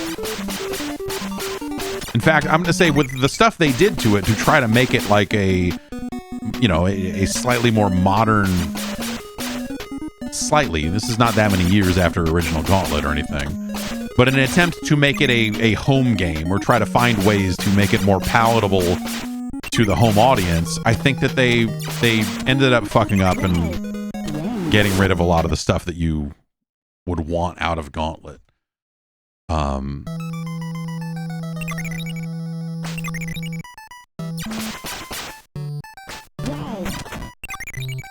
I think Gauntlet's a classic game. I think it deserves, it deserves acclaim. But it's really hard to go back to. It's really hard for Gauntlet to meaningfully exist outside of the context of, yo man, dump quarters into this. Keep putting quarters into this. I think I've told the story before. My local arcade did a thing where if you gave them $20 per person, per player, 4-player arcade machine, they would let you play Gauntlet for like an hour. Or like longer than an hour. It was the sort of thing where it was to your benefit. The money worked out that it was cheaper for you to just pay for the time than it was to just like drop money into Gauntlet. The 700 health or whatever you would get per quarter.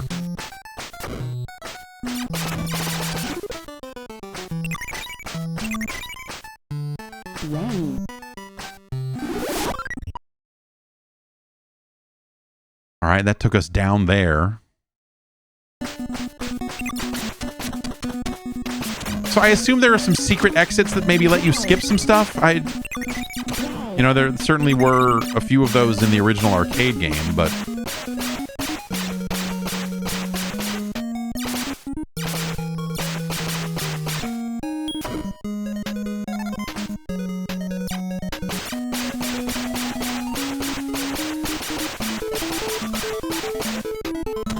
oh, these reflective shots fucking suck.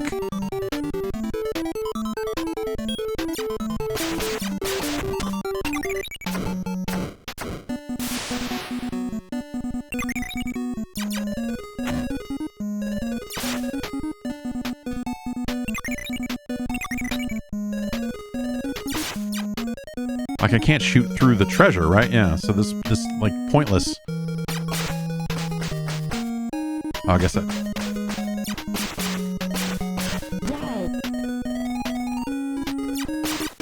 Okay, we don't want to waste a key right there. No, huh.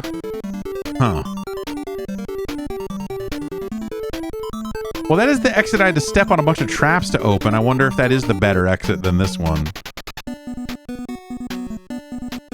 How do I even get in here?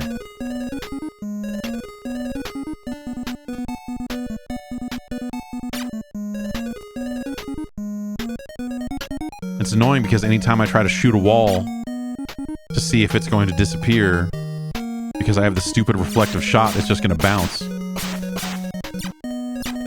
And make it, take forever.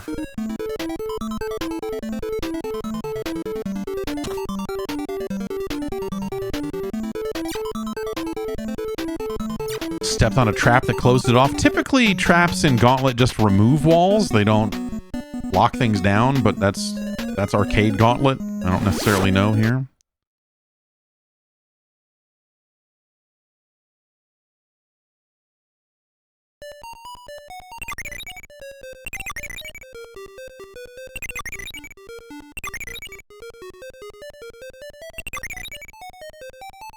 Not down there, right? Okay.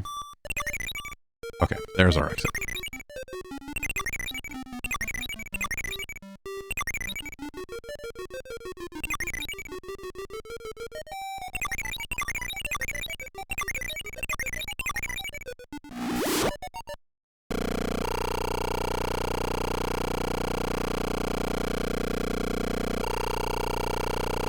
So, I obviously they had to figure something out. They couldn't just have a straight arcade port of Gauntlet. But I think the things they did here to this game are terrible. Are absolutely terrible. And these are problems that actually only really get compounded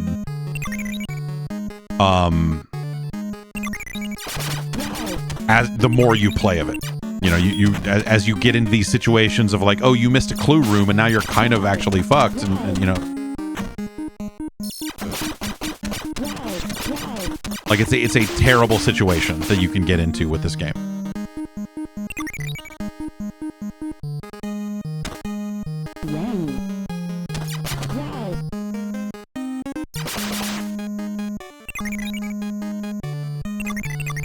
Well, it's looking like I probably have to step on a trap back there.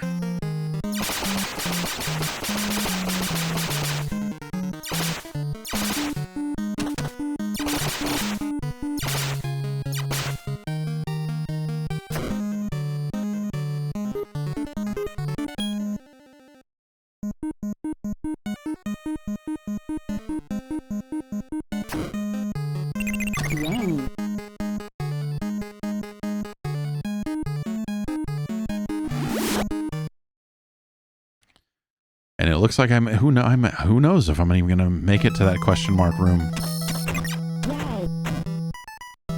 A lot of doors right there.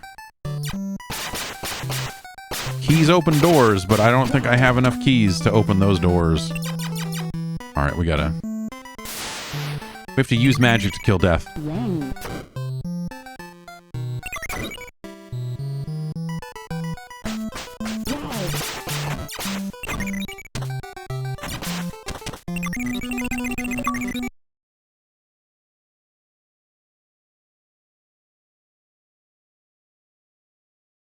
Okay. We leveled up.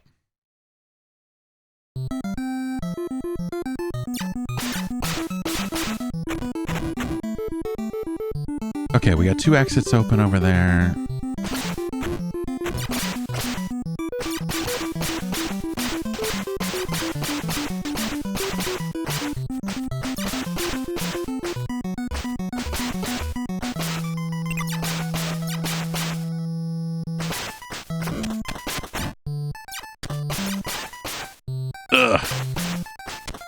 A little slowdown really helps with the feel of it too. It's just, yeah, man.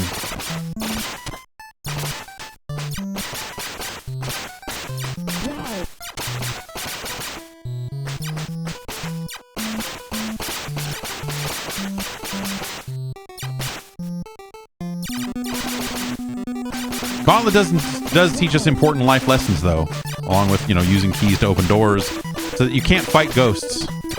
You gotta shoot them. You can fight grunts. You can fight demons. Can't fight ghosts.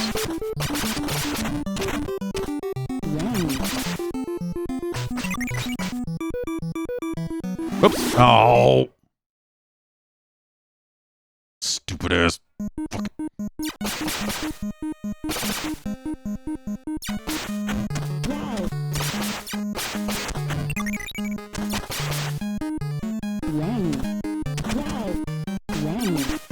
Yum yow. I don't want to yow anybody's yum here, but fuck this game.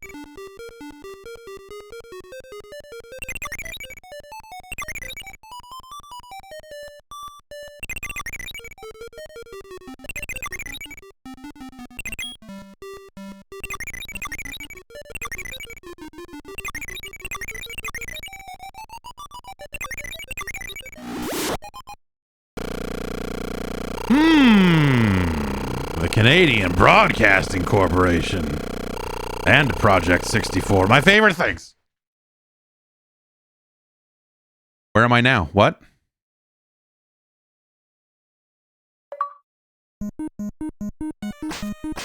Oh.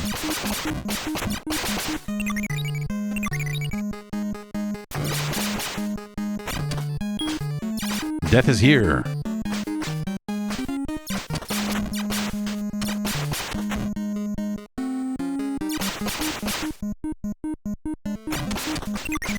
Okay, so now we have teleporters. That's a really disappointing noise. The teleporter noise in the arcade version is so good. It's always frustrating to have situations where, like, you've got these slightly older arcade games. Though I suppose, in the grand scheme of things, the Famicom hardware is older than the arcade version of Gauntlet. But to have these situations where it's like, this looks and behaves noticeably worse than the original arcade game, which was not exactly a powerhouse in terms of hardware.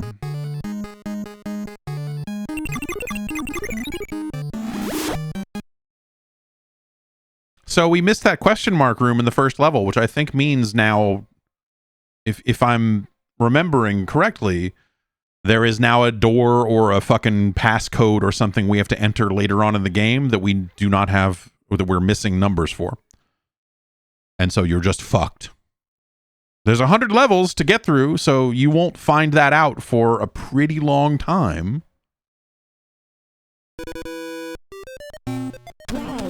Yow.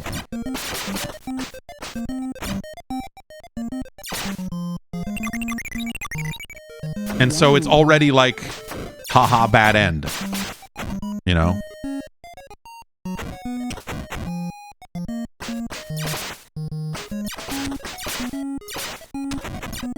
So, in conclusion,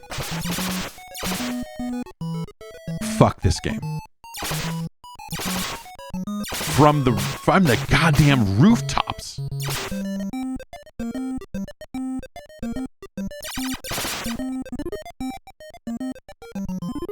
Let's kite Death over to where the other Death is so we can get them both with one potion.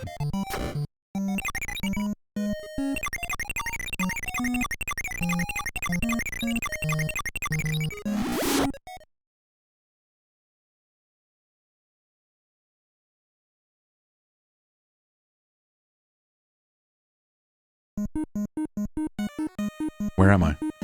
Oh. I just lost myself. I couldn't even see myself on the screen.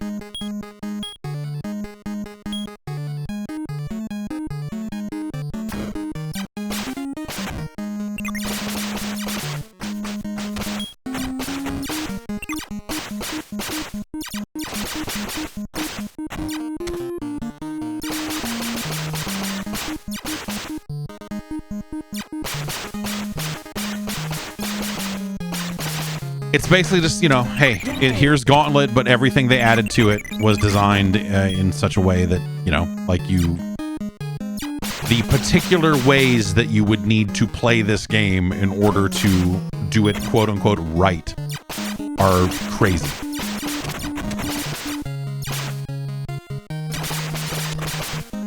And that sucks. It's maddening. Extremely maddening to get deep into the game and then understand, like, oh, like to kind of understand the game's true nature and stuff. It's really not well explained and all of that other stuff. Is there anything left to do here other than, I mean, I don't even know how I would get down there and get the extra fight power unless I could come at it from the other side somehow. Suppose we go find a trap and step on some traps, see if we can open up the teleporter, see if we can go around the other way here. Guess we can open that door over there.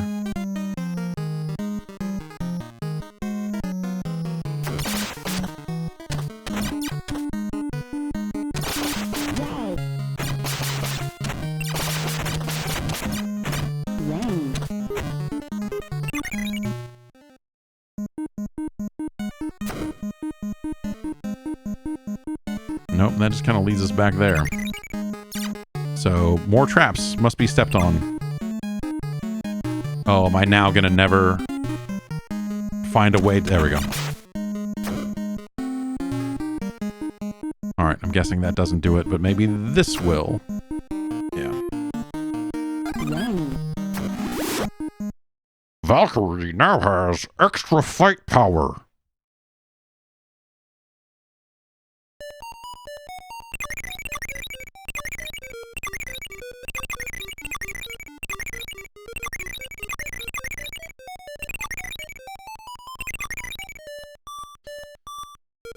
All right, this is getting scary.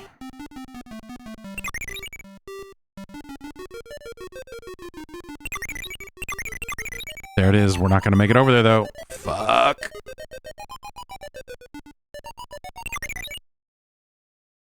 No new password.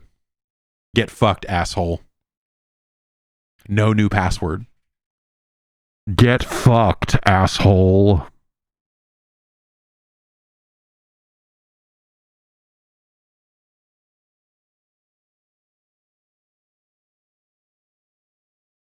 Also, do not get your life refilled because you did not find the exit. Straight up. Dickheads.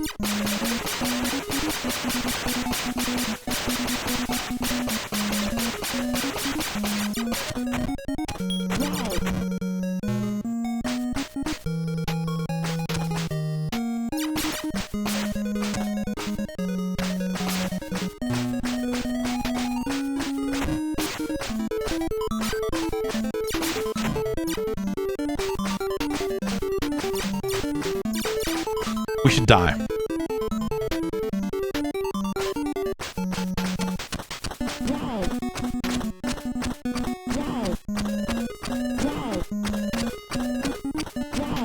Is there a death? Did we see a death somewhere in this level?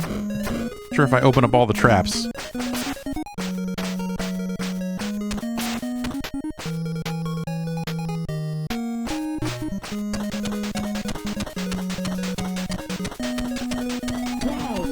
Yow. Yow. Yow.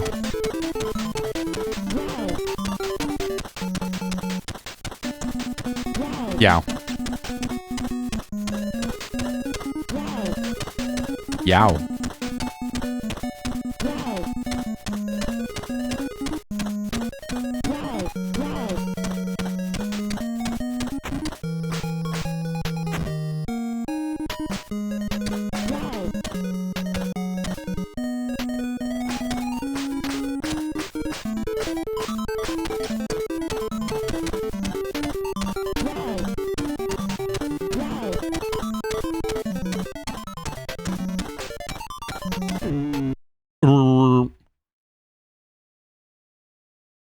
And so now we have a game over screen.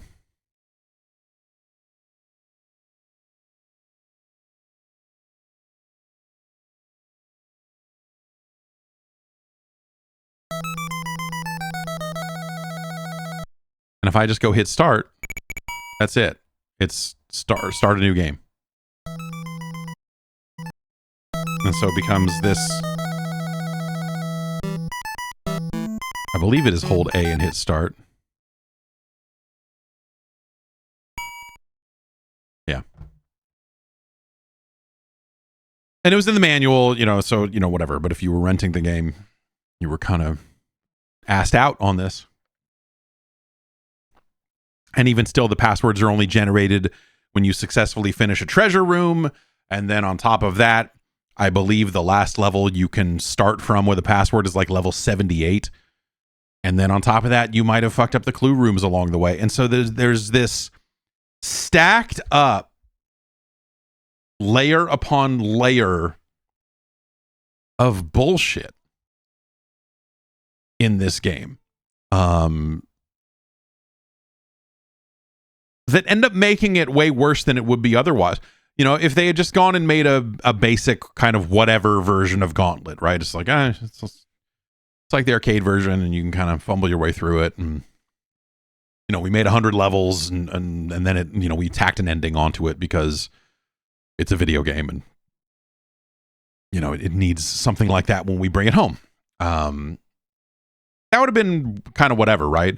And there have been interesting things that have been done with Gauntlet in the past. There's Gauntlet 4 for the Genesis, which has a quest mode. Like there's a crazy stuff there. Gauntlet Legends, the kind of reboot of Gauntlet that that Atari did years later in arcades, and then eventually brought it to N64 and like Dreamcast, I think. And there was Gauntlet Dark Legacy after that, which was the expansion pack for it, more or less.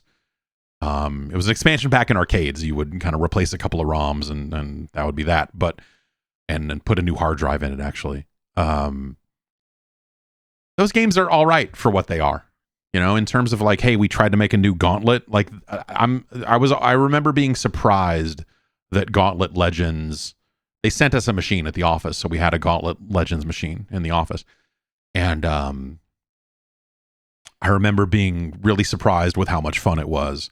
As a fan of the original Gauntlet, who had seen a lot of bullshit ports of Gauntlet come and go, it just seemed like a dead thing, you know? And so it was cool that they were able to make something that felt fresh. There's been a lot of bad Gauntlet over the years. There's been, I guess, way more bad Gauntlet than good Gauntlet, if we really want to break it down.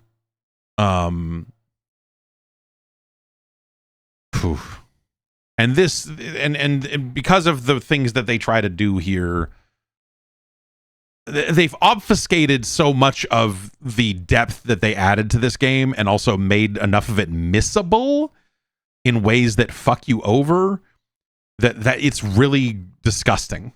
It's really disgusting, the thing they made here on the NES.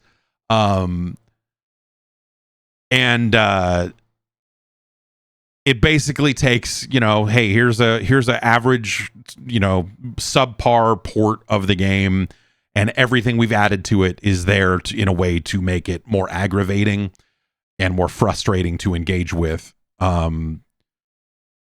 Because of that does end up making it probably one of the worst versions of the game that have ever been produced. And there have been some really fucking... I played the Commodore 64 version of Gauntlet for hours. It's not a great... That's not a great game either. But it kind of stuck to the script. And they're just like, here, I don't know, we made, you know, this, and they sold level packs for it, which is weird. And hackers would make their own level packs and release them, which was kind of weird in its own right. But this is just a grimy port of the game. The audio is not great. The music that they added to it is not very good. You know, it's only 2 players, which, you know, is neither here nor there for the era. But so much of what makes Gauntlet work is it being a 4-player game.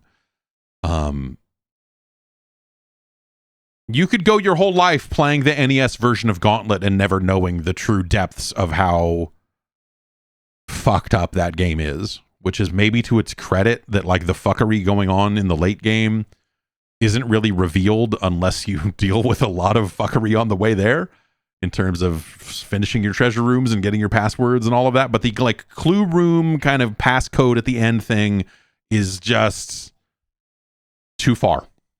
It's too far.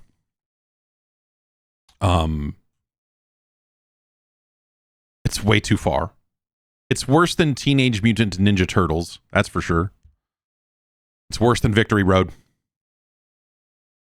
It's worse than American Gladiators.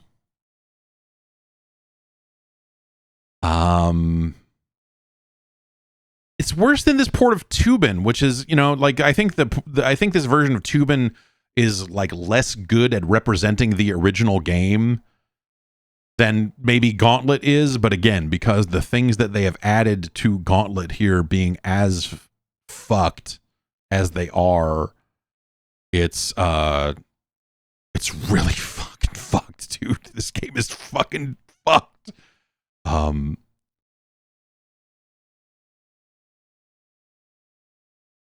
You'd be better off with a copy of Deadly Towers, but it's better than a Nightmare on Elm Street. Is probably where we're at here.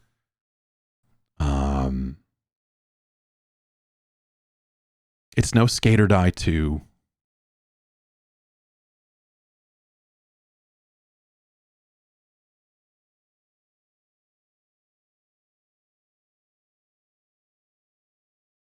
Is Gauntlet better or worse than Friday the 13th? I think is the question here. Someone in chat is like being incredulous about this, and we're talking about the NES version of Gauntlet here. So we're talking about this fucking nightmare version of fucking Gauntlet.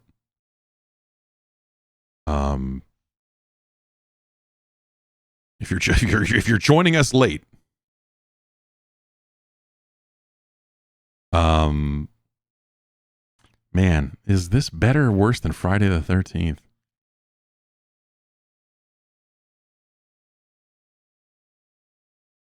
It's better than WrestleMania Challenge, so it really is kind of like in this basic range here. It's better than Friday the 13th. It's better than Treasure Master, but it's not as good as Skate or Die 2. So it's our new number 344.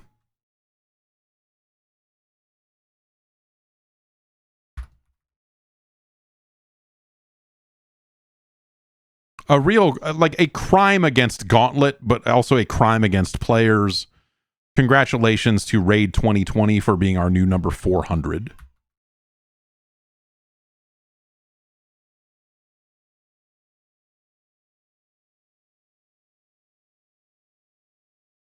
The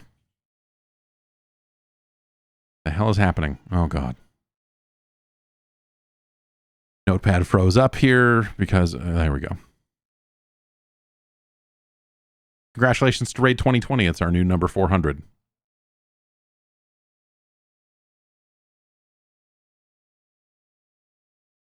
And to Gauntlet, our new number 344.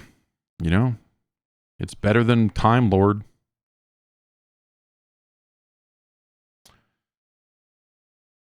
Up next, Michael wanted this game last week, and we can get to it now. This is a weird. I don't know that I did not know that this game existed. In its like era, in its era of release, I did not know that this happened. It's weird because it's like a flagship game for another platform. It's Bonk's Adventure, 1993.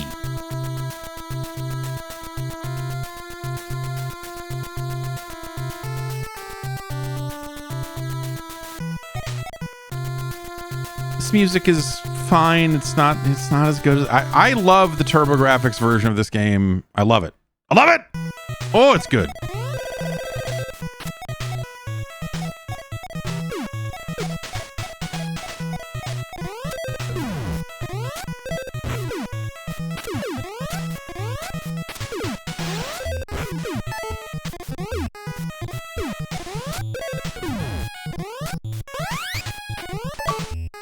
Big meat.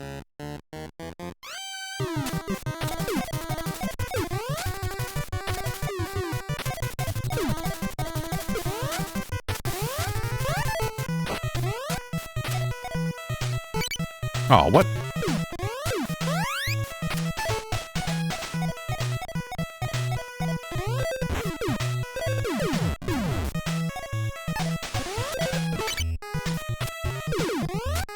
This, you know,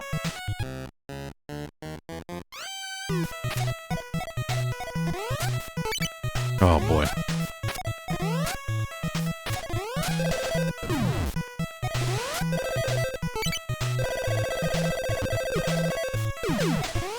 The right way to play this game is with a turbo controller, which, you know, the TurboGrafx came with a switch that would let you turn on turbo with the controllers, but turbo lets you do this.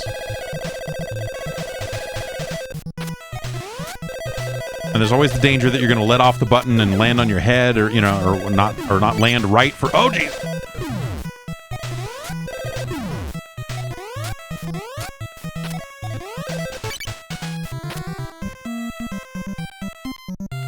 This is, whoa, there's some color palette stuff here that I'm not in love with.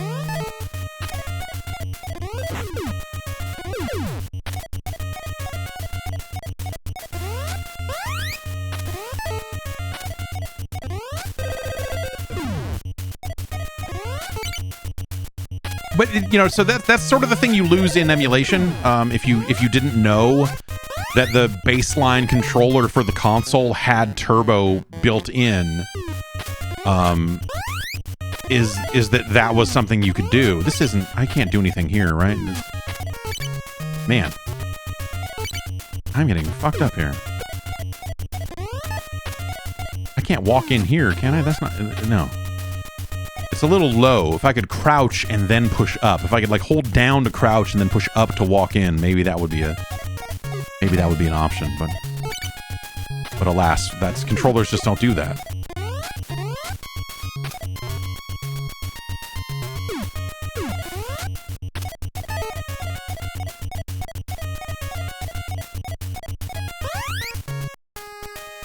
Jump the canyons.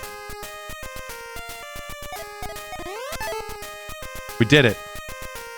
Nailed it. Fuck.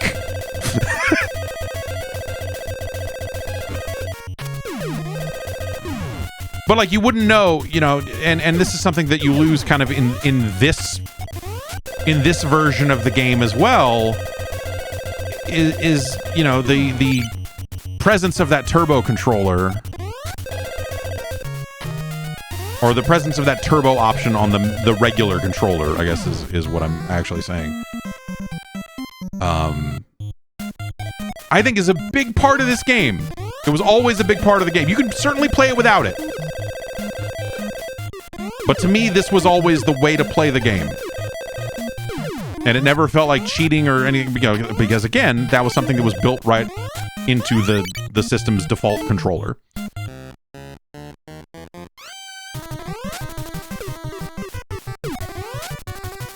This is an acceptable, this is an acceptable port of this game, I'll say. It's not as good as that PC Engine release by any stretch of the amount. Oh man, like that's a much smaller. Like some of the, like that guy was much bigger and freakier looking originally.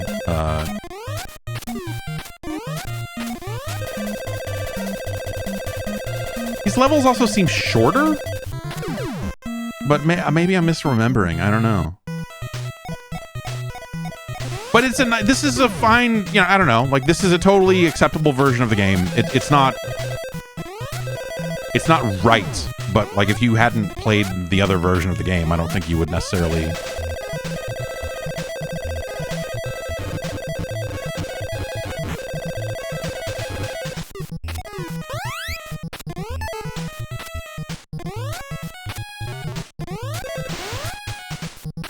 That's right. Cry about it.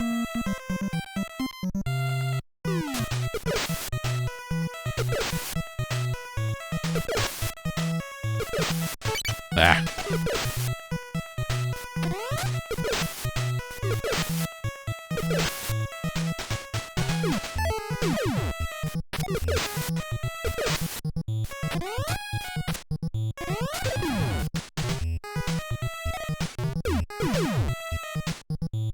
Okay.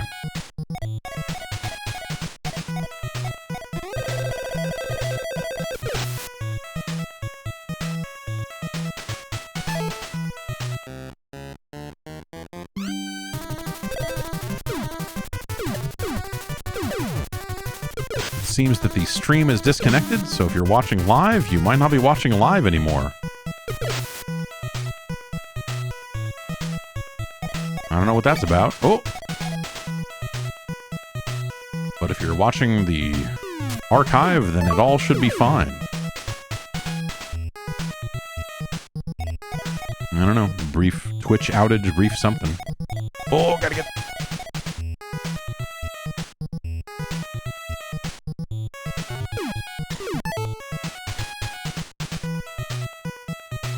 Bonk is a very lovable game. Oh yeah, like some things are just scaled weird. Like this, the little bone elevators were just like bigger. Lay down, buddy. No? Like, we don't even get the like, I think he, like, on the original version, kind of lays down inside of it. Right. This fucking guy.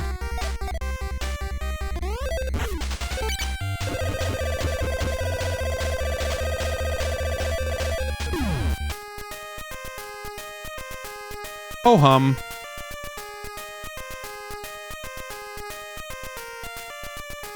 So you're going through and finding all these guys and cracking their eggs. And then when they come to, they realize they've been evil, bad people.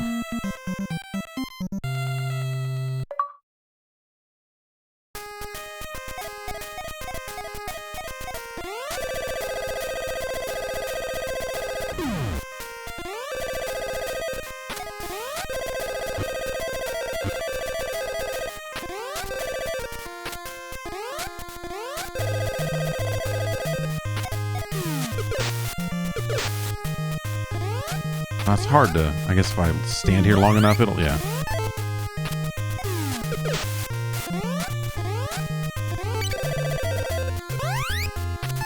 Meat. And so there's like multiple levels of meat. When you get big meat here, you become invincible briefly. And then after the invincibility period, you descend down to like level 2 meat, where you're still pretty angry. And then here's level 1 meat. And when you have level 1 or level 2 meat, you can headbutt the ground and freeze enemies.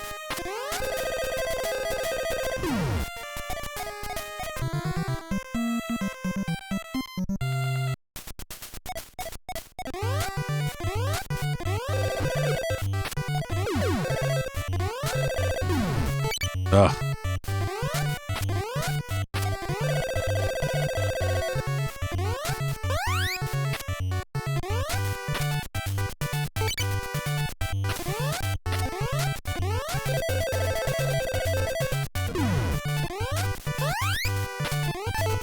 So this is small meat, so this will give us level 1 meat.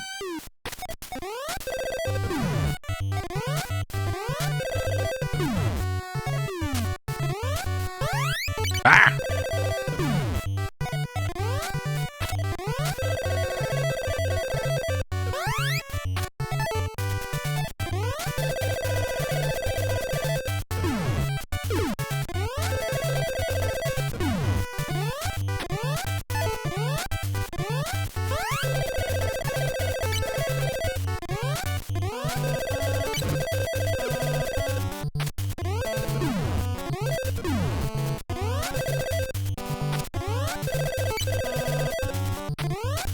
So you're kind of like playing with, you know, you're kind of just rolling the dice a little bit when you do these big turbo rolls and assuming that you're going to go head first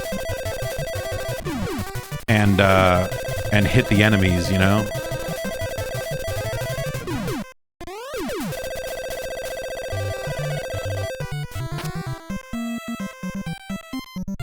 I love the look of this game. You know, again, this version I don't think necessarily captures the full great look of the original, you know, of the TurboGrafx version, but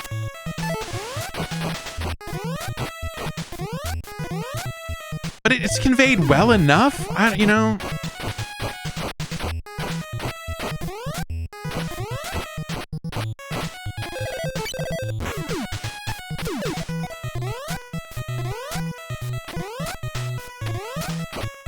Oops.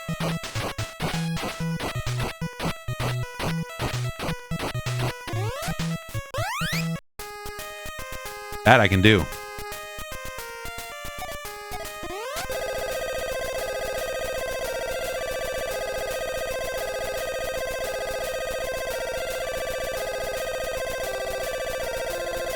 We're flipping.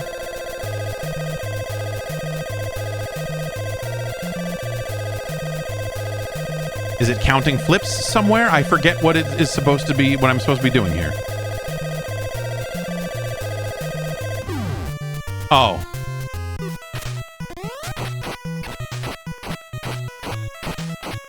You blew it.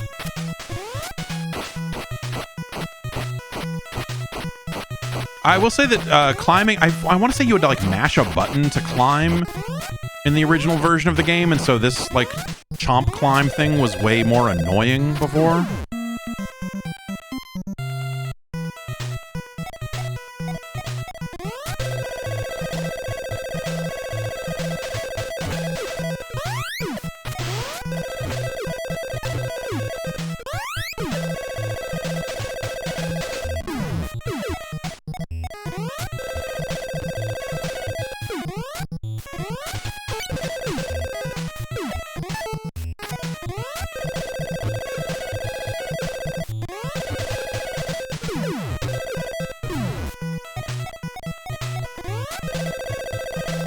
Wait, that's big meat down there. What am I doing?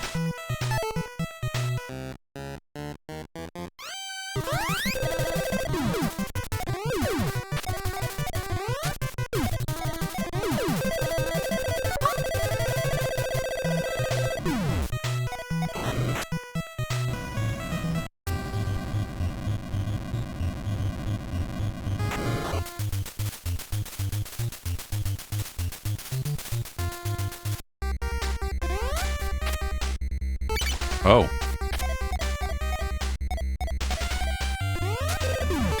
Are you on a plane that I can interact with? Like, it looks like he's in the background. Okay. That's just the color scheme.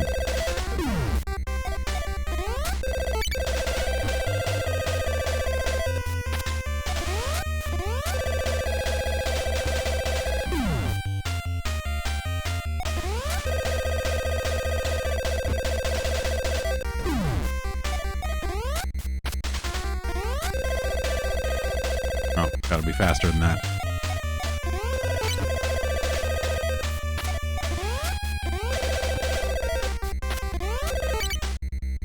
Oh, darn. Frothing at the mouth. He doesn't froth quite as much. Oh, right. When you die, you stay dead until you hit start, and then he wakes back up. Which is like a fun little thing. You can just sleep.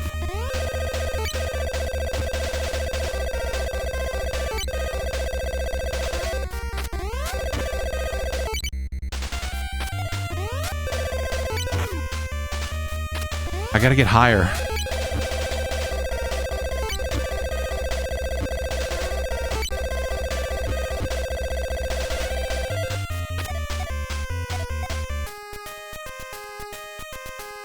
Thanks, buddy. You're a regular lifesaver. That's me.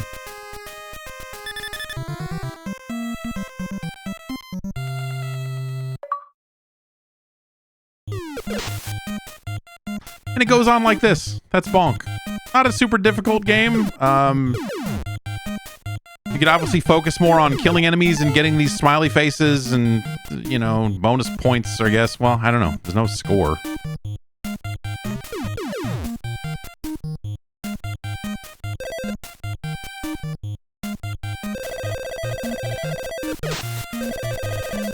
But the thing I will say about the turbo controller stuff is that there is an aspect to it of like, you're kind of bypassing a lot of levels by just flying over them.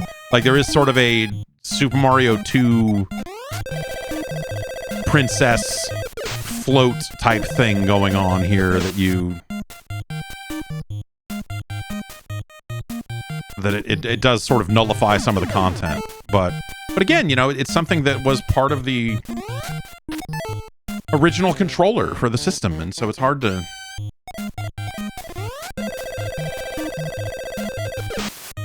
You know, this was how I always played the game.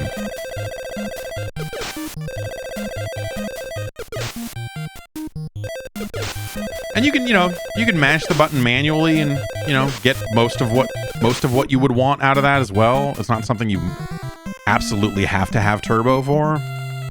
But this is a totally solid version of the game. There's nothing necessarily wrong with it per se. It's not as colorful. It's not as good. It's one of those things that, you know, for as much as the turbo graphics didn't always compare favorably from a technical perspective to the 16-bit systems, you do see the clear benefit over the 8-bit systems. TurboGrafx 16 is technically an 8-bit system.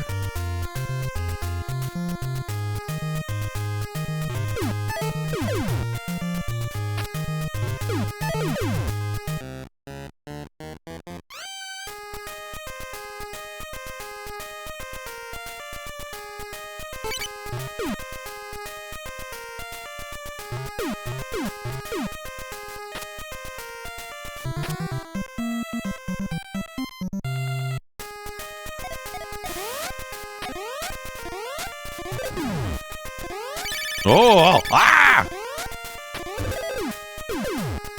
Let's rank some Bonk. If you know what I mean.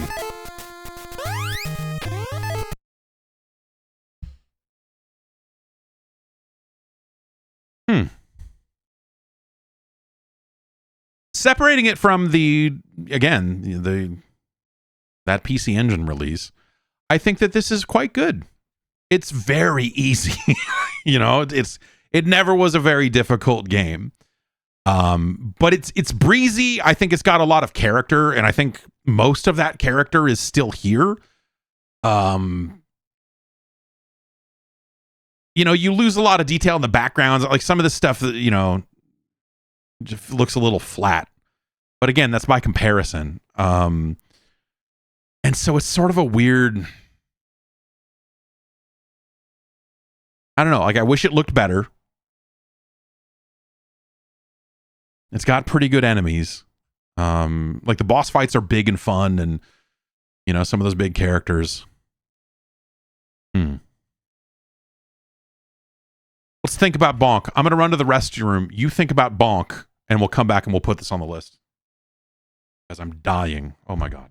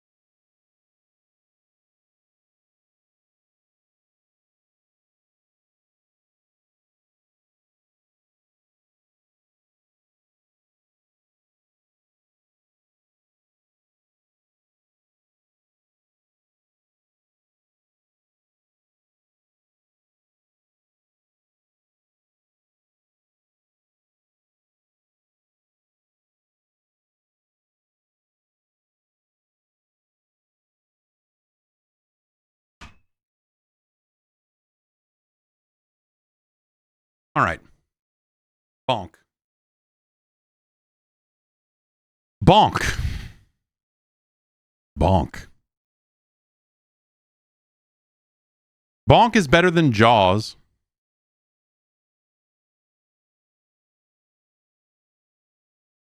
It's better than Kid Nicky Radical Ninja. The Bonk games are good. They made more of them, and I don't know. Ain't no one talking about Bonk these days, let alone Zonk. Oh. Not a lot of air Zonk talk happening out here.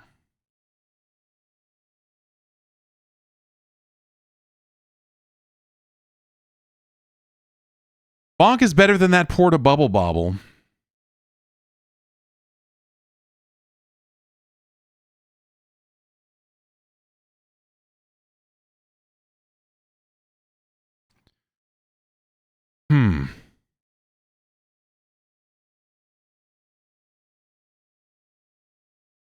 Bonk is better than that Porta Smash TV.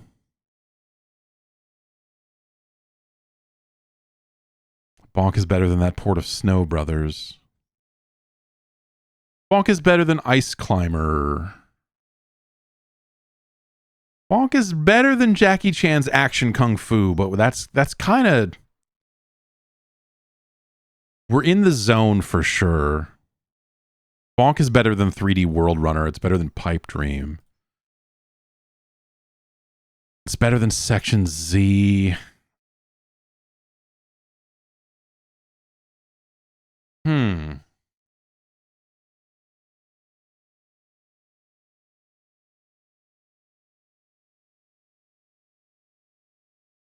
Bonk is better than Amagon.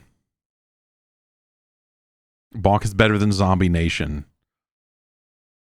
Bonk is better than Abadox. Bonk is better than City Connection.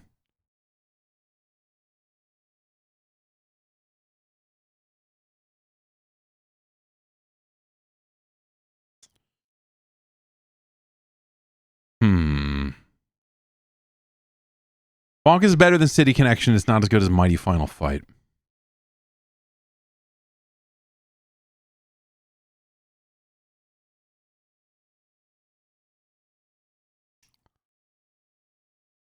Oh, this is...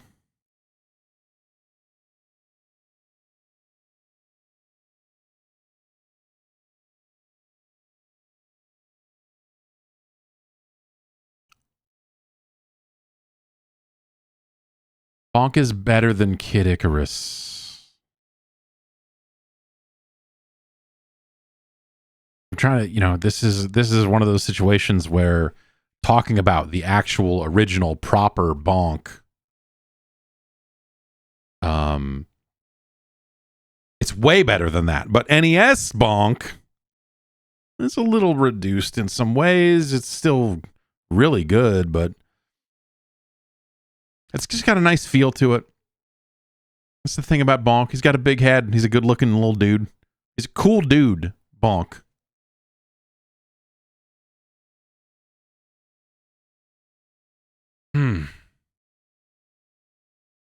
Is Bonk better or worse than Low G Man, the low gravity man?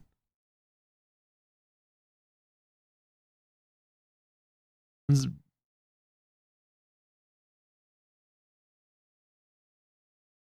better. It's better.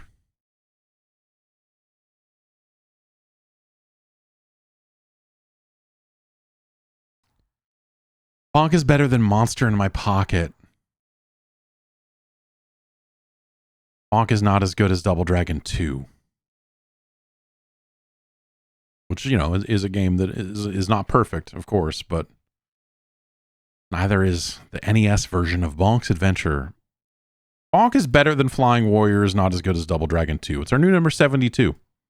Man, we have some games all over the place. For a show in which we only got, 4 games in? These games were all over the list. With Metroid up at number 12. Oops. Oh, Notion. Again, Notion. Not the right software for this, for any of this. I tried switching to Obsidian, and there are things about Obsidian I didn't like, and then what did I install? Something else. Something else that was even worse.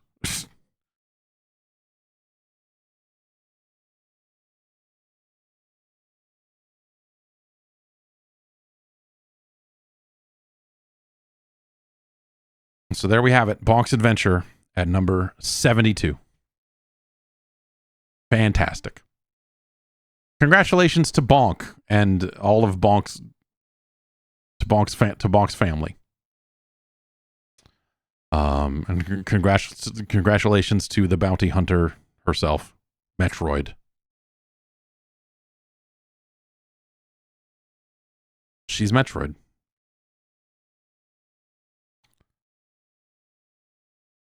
And congratulations to Gauntlet for the NES. That accursed thing.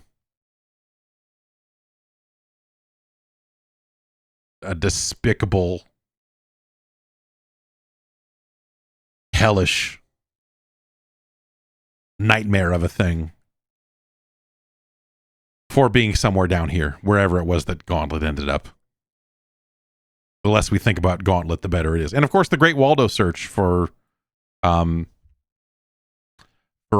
that it does. For all that it does for us as people. And congratulations to our new number 400, Operation Secret Storm. Next week on the list, I've got Infiltrator. Anders wanted to see that. Family Feud, which Tim wanted to see. And Pac Mantis wanted The Fantastic Adventures of Dizzy.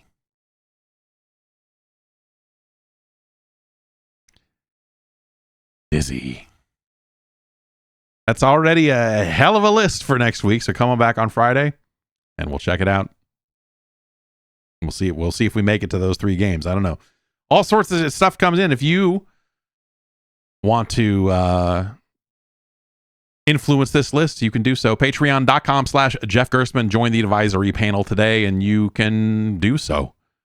You can post, you can suggest games for the list, and I will take the suggestions, and so on and so forth. And yeah, slightly better, slightly higher quality list